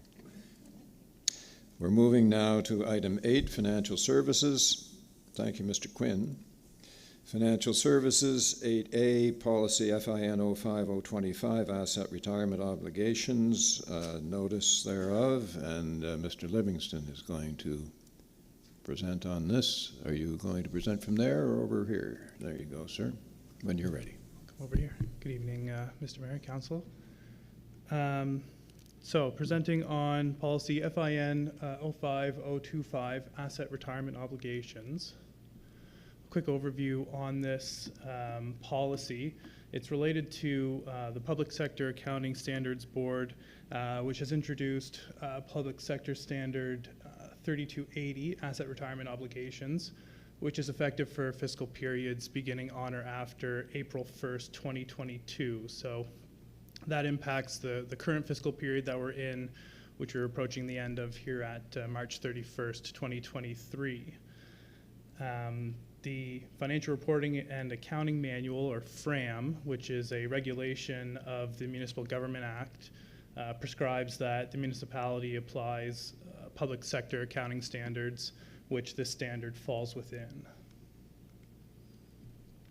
So the standard itself basically looks towards legally enforceable requirements to incur a cost related to a retirement of a tangible capital asset at a later date. And I've added an excerpt of the standard itself that sort of sets out the conditions that need to exist in order for liability to need to be recognized in relation to an asset retirement obligation. And those are in the circumstances where there is a legal obligation to incur retirement costs, that the past transaction or event to give rise to the liability has occurred. There's an expectation of a consumption of economic benefit in the future, and then that a reasonable estimate of the amount of that economic benefit given up can be made. And you might look at, item D there, the reasonable estimate of the amount can be made or can't. It would be extremely rare that you would be in a position to suggest that you couldn't make a reasonable estimate of an amount. So I almost treat that as though it doesn't exist most times when you're looking at these things. And then, of course, it goes on to suggest that all 4 of these criteria have to be met in order for an asset retirement obligation liability to be recorded.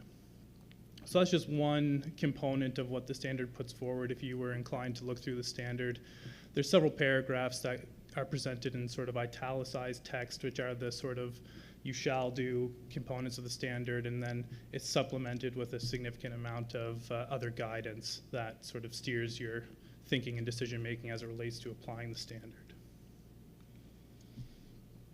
So the policy itself, it defines the municipality's application of the standard. It touches on the nature of obligations that would give rise to an asset retirement obligation, when those asset retirement obligations are required to be recorded in the financial statements.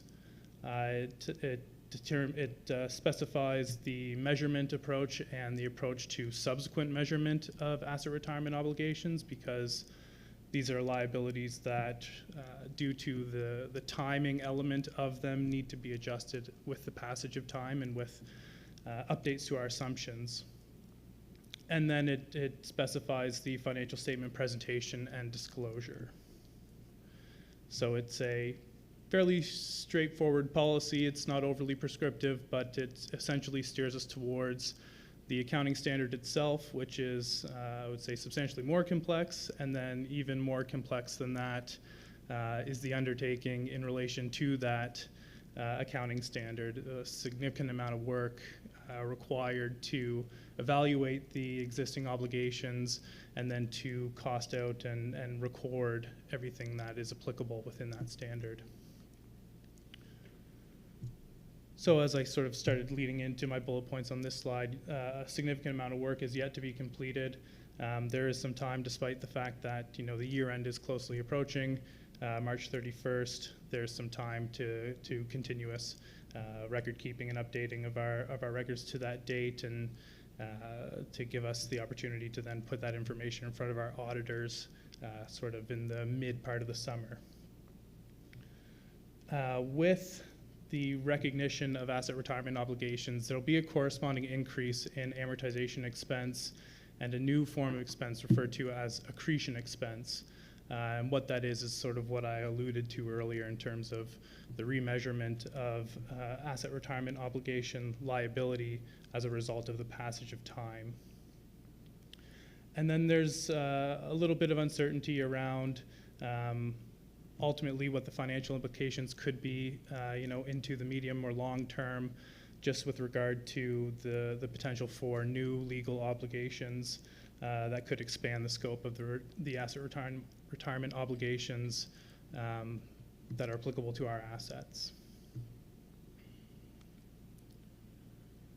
So with all that in mind, and unless you have any questions, there's the recommendation that Municipal Council provide 7 days notice per section 48 subsection 1 of the Municipal Government Act to adopt policy FIN 05025 asset retirement obligations. Well, that was a mouthful, Mr. Livingston. We have some questions of clarification you wouldn't be surprised to hear. Councillor Hurtle. Thank you, Mr. Mayor. Through you to Mr. Livingston. For the benefit of those listening in and those who aren't versed in accounting standards, could you possibly provide us an example of how things are applied now and how it would change with the ARO policy? Or a hypothetical or something we're currently doing that would be slightly modified? Certainly. Through you, Mr. Mayor, to the councillor and to council in general. A really popular example, it'll be a hypothetical, would be a building that contains asbestos material, and the notion that that building will eventually reach the end of its useful life and be required to be demolished, and that asbestos material handled in a way that is currently prescribed by legislation. And there's a rather substantial cost associated with the way that material needs to be handled. So that is, like I said, one of the very popular examples and one of the potentially most impactful examples that could be municipalities could be looking at. And so basically within that example, you need to do your best to estimate when that building could possibly be retired, make an estimate of the cost of remediating the asbestos at that time. So trying to predict the cost in the future, plus also making sure you have a correct understanding of the amount of material that's even in a building. And then there's a number of finance techniques, present value techniques that are applied to bring those future impacts back to a present day cost figure, which then that cost gets added onto the currently existing underlying cost of the building, which would lead to the increase in the amortization expense over the remaining life of that building. And then when you increase the cost of the building, the other side of that transaction is to record the asset retirement obligation or the liability. Over time, that liability grows because you're getting closer and closer to the date that it needs to be settled.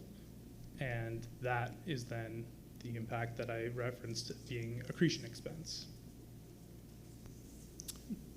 Does that respond, Councillor? Yes, and if I could have one follow-up. Sure. Does the standard outline how to properly calculate the retirement age of any particular asset that you might be looking at? It does not.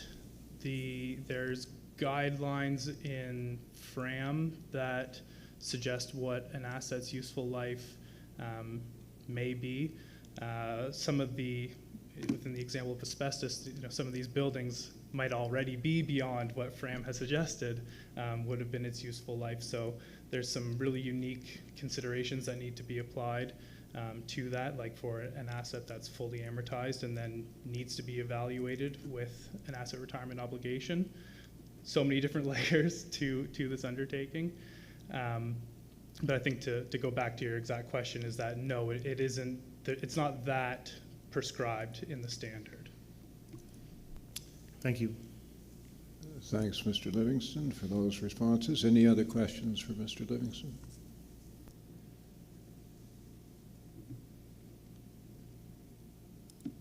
Councillor Armstrong. In your briefing note, it says that the policy applies to all departments, boards, commissions.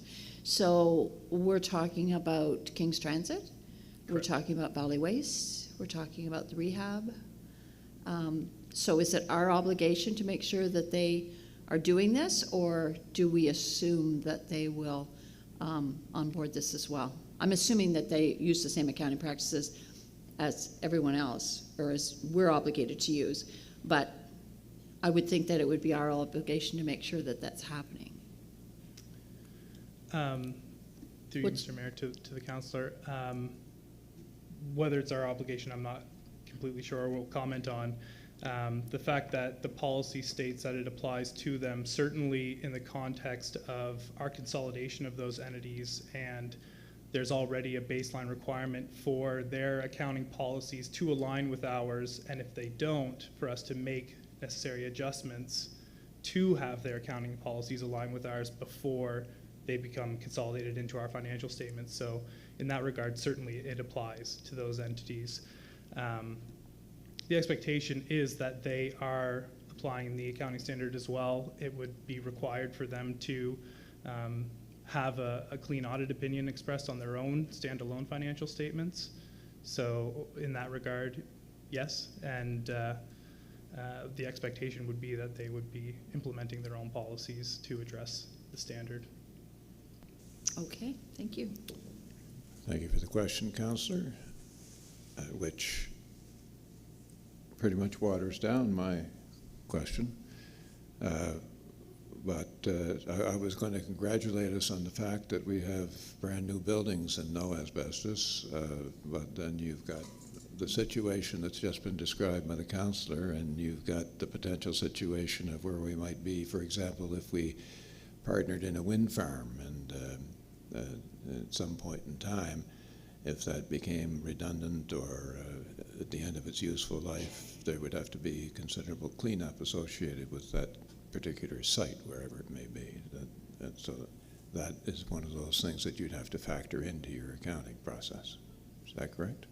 Certainly, and with the notion of a prospective wind farm, certainly you'd look to the policy where I had the example, the obligating event has to have occurred, i.e. we've had to have built the wind farm, of course. The most common asset retirement obligations in relation to those types of assets tend to be tied into lease agreements. So I just bring that up to highlight another facet of the type of obligation that we need to consider. If we've entered into a lease agreement and that agreement specifies that there's an amount of cleanup activity required for that space when we leave it, that also leads to an obligation that gets captured within this standard. Thank you. That looks to me to be a tremendous amount of work, and I recognize that you've got all the credits to do that together with the rest of the people in your department. And I look at other units that aren't nearly so blessed as we are with very strong financial departments, and I wonder how they're ever going to meet this obligation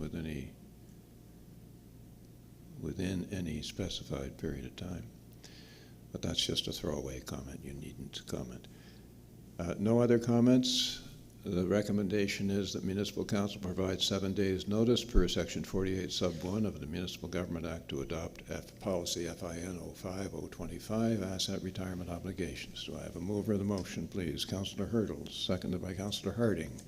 Any discussion on the motion? Seeing none, all those in favor or otherwise, please vote now. Thank you, Mr. Livingston.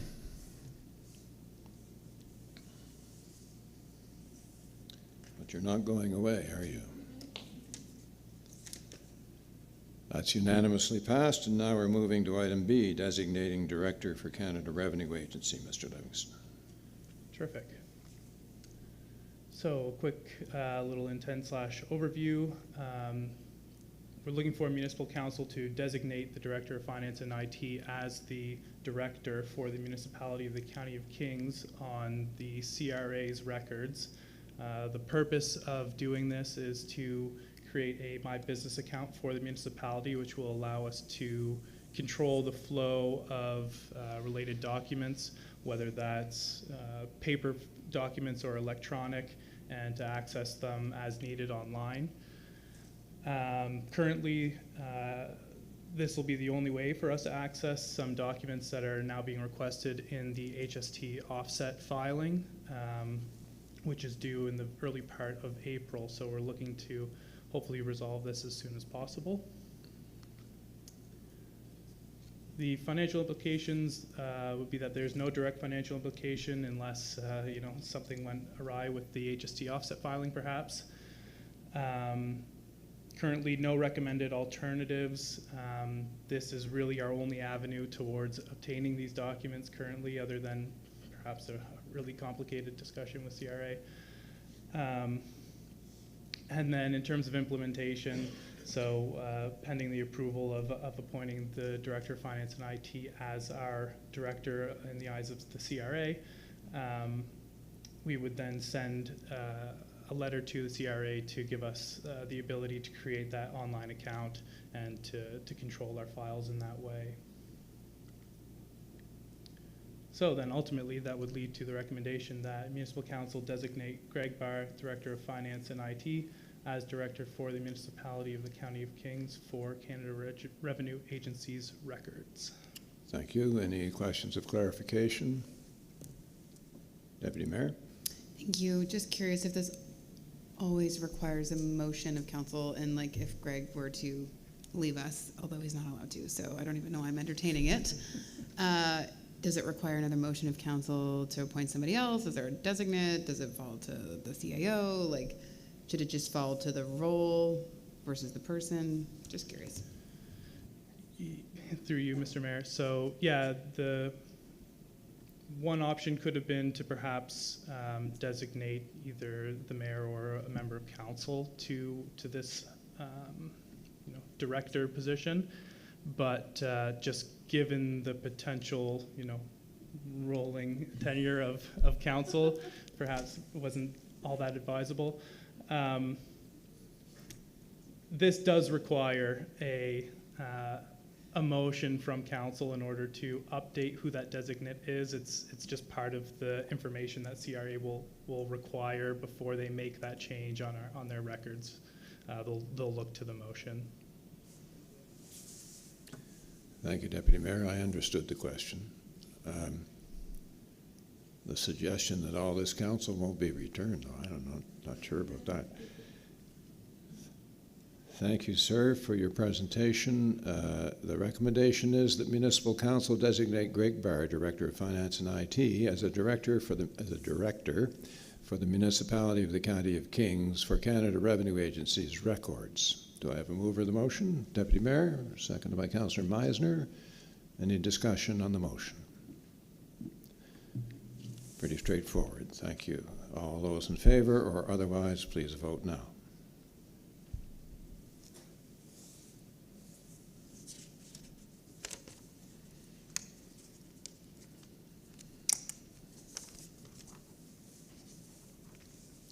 That's unanimously passed. Thank you.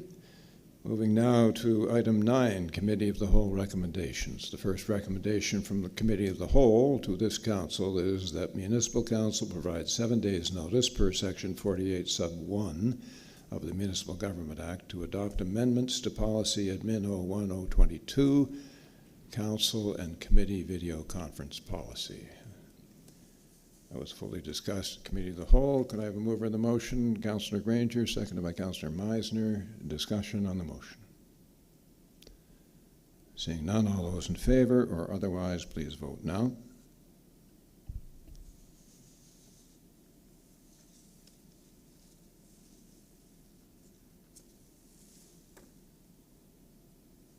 And for the information of the public, there's about a 10-second delay between registering votes and getting them up on the screen, so that's why there's that silence going on. After a vote, that motion has been unanimously passed. Thank you. Moving on to item B, the Committee of the Whole recommends that Council provide 7 days notice per Section 48 Sub 1 of the Municipal Government Act to amend Policy FIN 05-009, Personal Property Tax Exemption, as detailed in the February 21st, 2023 request for decision. It's always. Could I have a mover of the motion, please? Moved by Councillor Allen, seconded by Councillor Hurdle. I was going to say it's always a problematic phrase for me, personal property tax exemption, but that may be my history. It's actually it's a property tax exemption that is personal to the property taxpayer based upon their income. And we've made changes by increasing the minimum income that a person must have before they can apply for an exemption. At least if we pass this resolution, it is. Any discussion on the motion? Seeing none, all those in favor or otherwise, please vote now.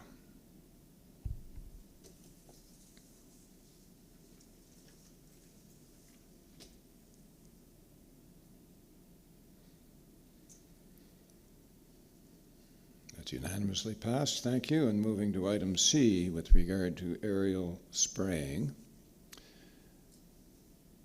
It's been recommended by Committee of the Whole that Municipal Council direct the CAO to investigate if it is within the municipality's jurisdiction to make it mandatory for any aerial spraying to require the written permission of all adjacent landowners before spraying is permitted. We've had discussion concerning that. Do I have a mover of the motion? Moved by, moved by Councillor Killam, seconded by Councillor Granger. I wanted to get Councillor Killam's in there because this has been his baby all through the piece. Any discussion concerning the motion? It's been fully aired previously, but there are lights coming on. Councillor Armstrong. It's not really discussion, it's more information. During the discussion that we had on this, during Committee of the Whole, I said that I, as a member of the board of NSFM, that I would take it to them to have it put on the agenda for our spring conference. Unfortunately, I didn't get there in time, so it will not be on the agenda for the spring conference, but assuming that there is a caucus, a roll caucus, it can be brought forward, same as you did at the fall one. So I apologize for not getting that in time. Okay, thanks for that. And Councillor Hurtle. Thank you, Mr. Mayor. I understand the spirit and intent of this motion, but given that I think we know the answer is simply no, I'm going to be voting against the motion, still in favor of the spirit and intent, simply voting against it because the answer is already predetermined in my interpretation. Thank you. Thank you, Councillor. Any further discussion or debate?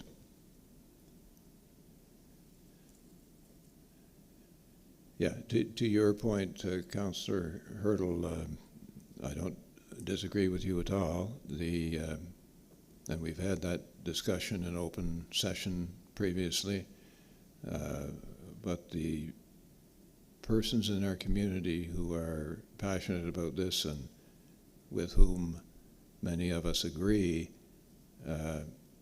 notwithstanding, we also feel it's not within our jurisdiction. We have made the point with the relevant ministries of government, and this will perhaps simply enable me to once again write to those ministers, and notwithstanding the answer, if the answer is yes, it's within our jurisdiction, then we'll do something about it. But no, if it's not within our jurisdiction, then I'm perfectly prepared to say to government, we've determined this is solely your obligation and you should be doing something about it, and we're coming back at you. No further discussion. All those in favor or otherwise of the motion, please vote now.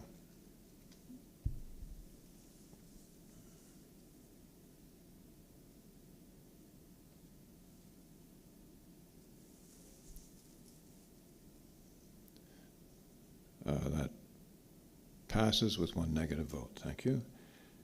Those are then the recommendations from Committee of the Whole, a meeting of February 21st. We're now dealing with recommendations of Committee of the Whole from March 1st. And item 9D, therefore, is a recommendation that Municipal Council receive the briefing on strategic projects and key performance indicators dated March 1st, 2023 for information. Material is there. Any discussion? Or let's have a vote. Moved by Councillor Allen, seconded by the Deputy Mayor. Any discussion? Seeing none, all those in favor or otherwise, please vote now.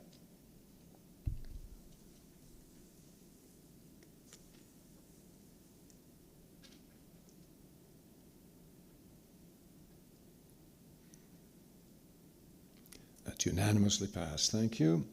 And with regard to item E, proposed strategic projects for 2023 and 2024 and key performance indicators, I'm going to ask the CAO if he would make reference to the question of J-class roads, or Z-class roads, rather. Mr. CAO. Thank you, Mr. Mayor. This is a follow-up from the strategic planning session that we had as part of the last Committee of the Whole. And it was brought up by Councillor Windsor, and I committed at that time to take it as an undertaking and report back to Council. So in a bit of a background here, Z-class roads are designated by the province and are not owned by the municipality or the road authority, and the road authority happens to be the Nova Scotia Department of Public Works. In certain instances, Z-class roads are maintained by the province. The Nova Scotia Department of Public Works lists Z-class roads throughout the county in both rural and urban areas, and the objective of this KPI is to review in concert with the Nova Scotia Department of Public Works public policy related to Z-class roads. So we would list this in our strategic plan under strong communities, key strategic priority, advocacy focus area. That's not enough of a title for you. But I guess just as a quick recap, you around the table are aware that the province classifies their roads, and this is a classification of an unknown road, and it's problematic for some of our constituents. So there may be some implications, for example, on how we deal with it in land use planning. Thank you, Mr. CIO. Any questions of the CIO on his comments?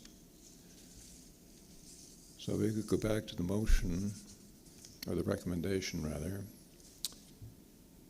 It will, in accord with what the CIO has reported, it will include the addition of the Z-class roads item.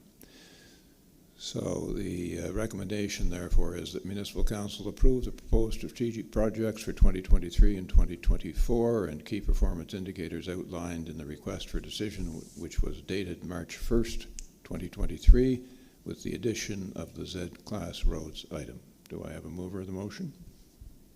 Moved by the Deputy Mayor. Do I have a seconder? Seconded by Councillor Killam. Any discussion? Seeing none, all those in favor or otherwise, please vote now.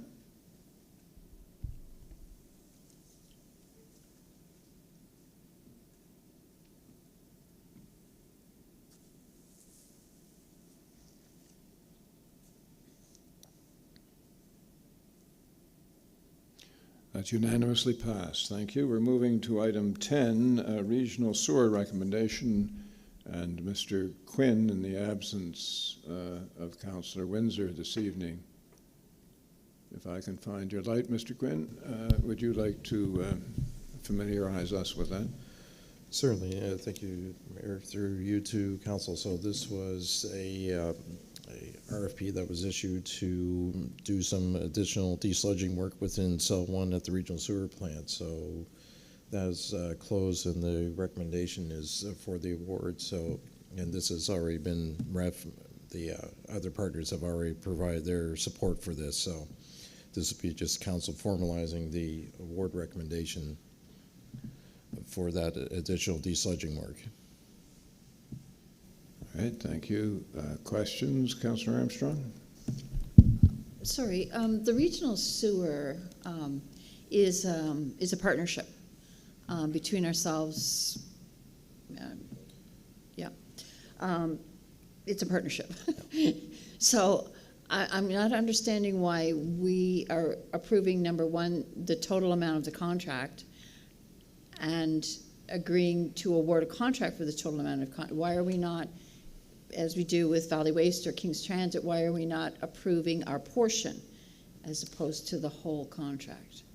I think through you, to Councillor Armstrong, I think where this one sits within, because we own the asset, and that I think, I may ask finance for a little bit, it's normally, it shows up through our budget as a total amount, but the partners, within that total amount, the partners share, which is determined on a pre-established formula, is within that makeup. So within the budget allocations, Kentville's roughly, I'll say about 45% or thereabouts, so within that total number. But I think just procedurally, because unlike Valley Waste is sort of a standalone organization, we're a shareholder, we're the owner of the asset outright, and it's just basically contractual, there's contractual agreements between the other three partners for basically the service that the plant is providing.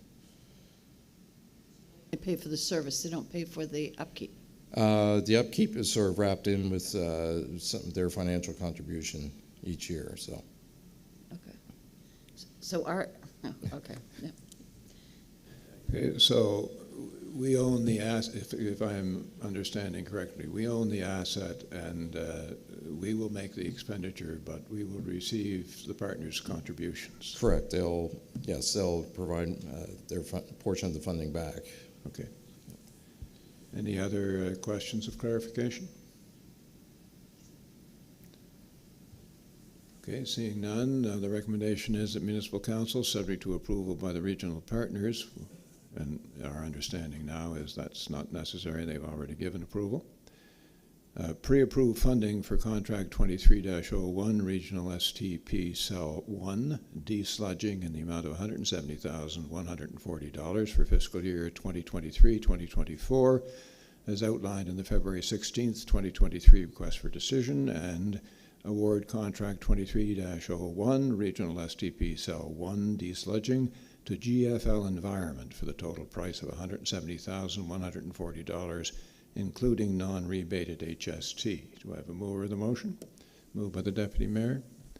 Seconder, seconded by Councillor Meisner. Discussion on the motion? Seeing none, all those in favor or otherwise, please vote now.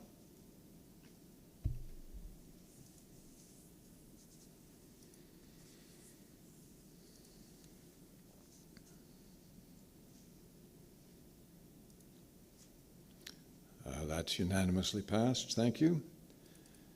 Item 11, correspondence. I'd like a motion to receive the correspondence that's attached to the package this evening. Moved by Councillor Allen, seconded by the Deputy Mayor. Any discussion? Seeing none, all those in favor or otherwise, please vote now.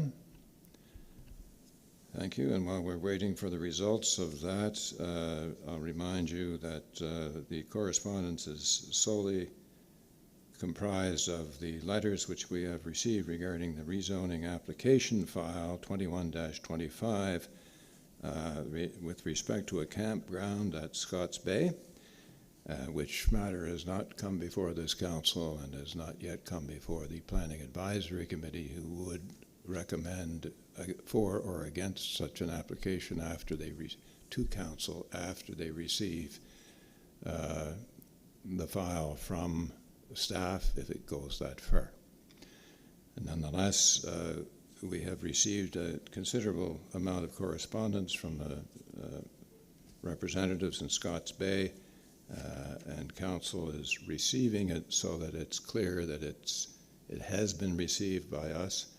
It's now in public session. It becomes part of the public record, and that is the effect of the motion that you just passed. Is there any other business to come before the meeting? I remind you that we will be going into closed session a little later to discuss contractual matters and contract negotiations specifically. No other business to come before the meeting, then it's appropriate to receive any comments from the public if any member of the public wishes to comment.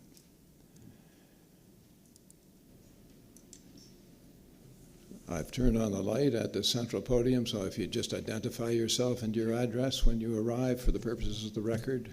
Thank you. Sure. I'm Ann Hunley. I live on the Cape Split Road in Scotts Bay. And we're here, I guess, to ask a question about the correspondence to council that was received. We just don't necessarily understand the process because there's been lots and lots of letters sent to the planning office, to yourself. I know you've received some, to our counselors certainly, to the MLA, to lots and lots of folks.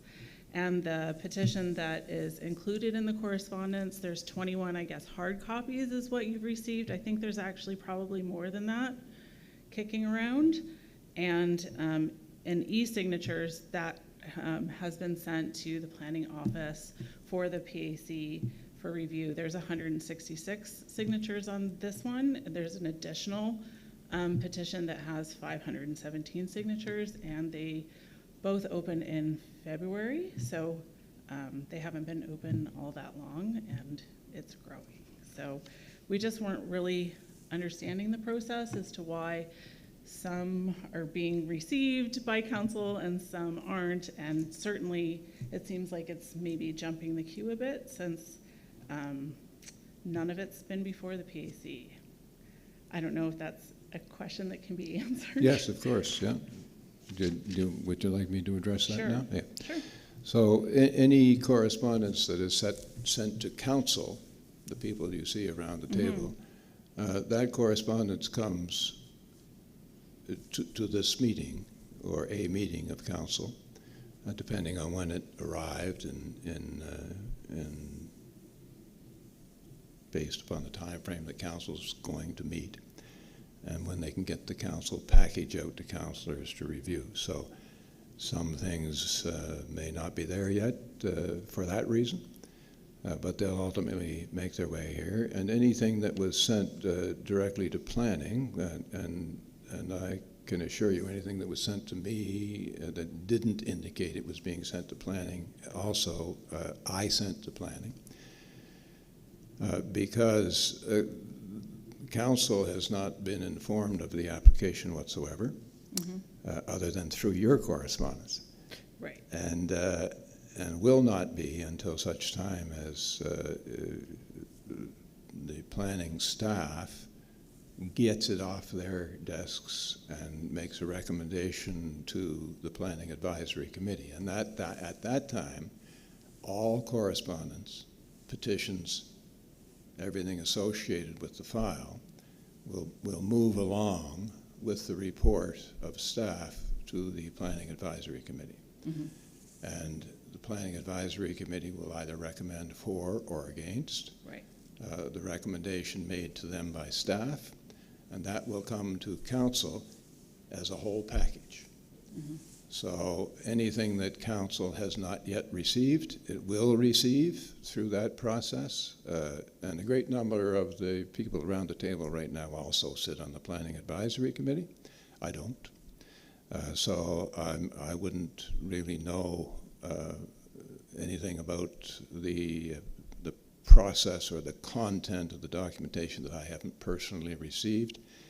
And it's difficult for any of us to respond other than to acknowledge that, yes, we've received your communication, because no decisions have been made and no details have been given to us from planning. I know a lot of references have been made to a development agreement, but there is no development agreement yet negotiated, and it would only come to Planning Advisory Committee in the form of a draft. It would not be a signed development agreement. It would be a report from Planning Advisory that these are the things that we, staff, recommend be in a development agreement concerning this type of development. Does that explain? I got it. Okay. I guess it'll be a fatty. Yeah. When you get the paperwork. No doubt. I'm sure it will be a significant book. Okay. Well, thank you for your passion and input. Yeah. Does well, anybody else it's wish? not me. It's lots of people have lots of passion Sure. and input about lots of things. So this one is particularly contentious. Yep. Thank you. Does anyone else wish to present? Yeah. Just a brief. Just pull that mic down just a bit. It bends. There you go. Just a brief question, and that is who composed the 21 letters that are going, not who composed them, who put them on the agenda, because when we asked the planner about it, she said she didn't comprise that list, and she had no idea that it was on the agenda for this evening. So if the planner did not submit this to be on the agenda tonight, can you tell us, would it have been a clerk or?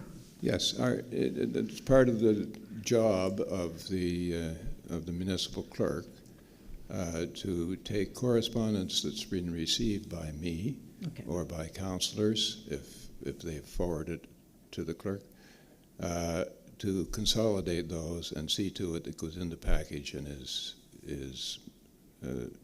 adopted as part of the public record. Thank you very much, sir. Okay, is that all we have for this evening? Until another day? All right. Thank you for your input. And thank you for your patience in sitting through all that you had to sit through. I'm sure it was very... Yes, it's worth doing once. I don't recommend it as a regular habit, but we welcome anybody who is interested in our proceedings. So this is the point on our agenda where which is item 14, where we intend to move into closed session, and since no motions are going to be coming forward from anything that we discuss in closed session, we will not be returning to open session.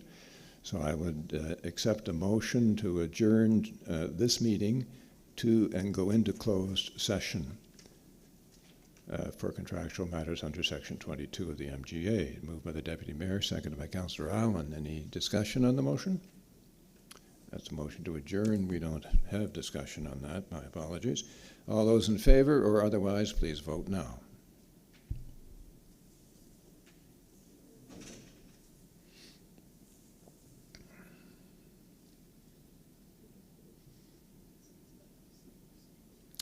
That is unanimous. The meeting of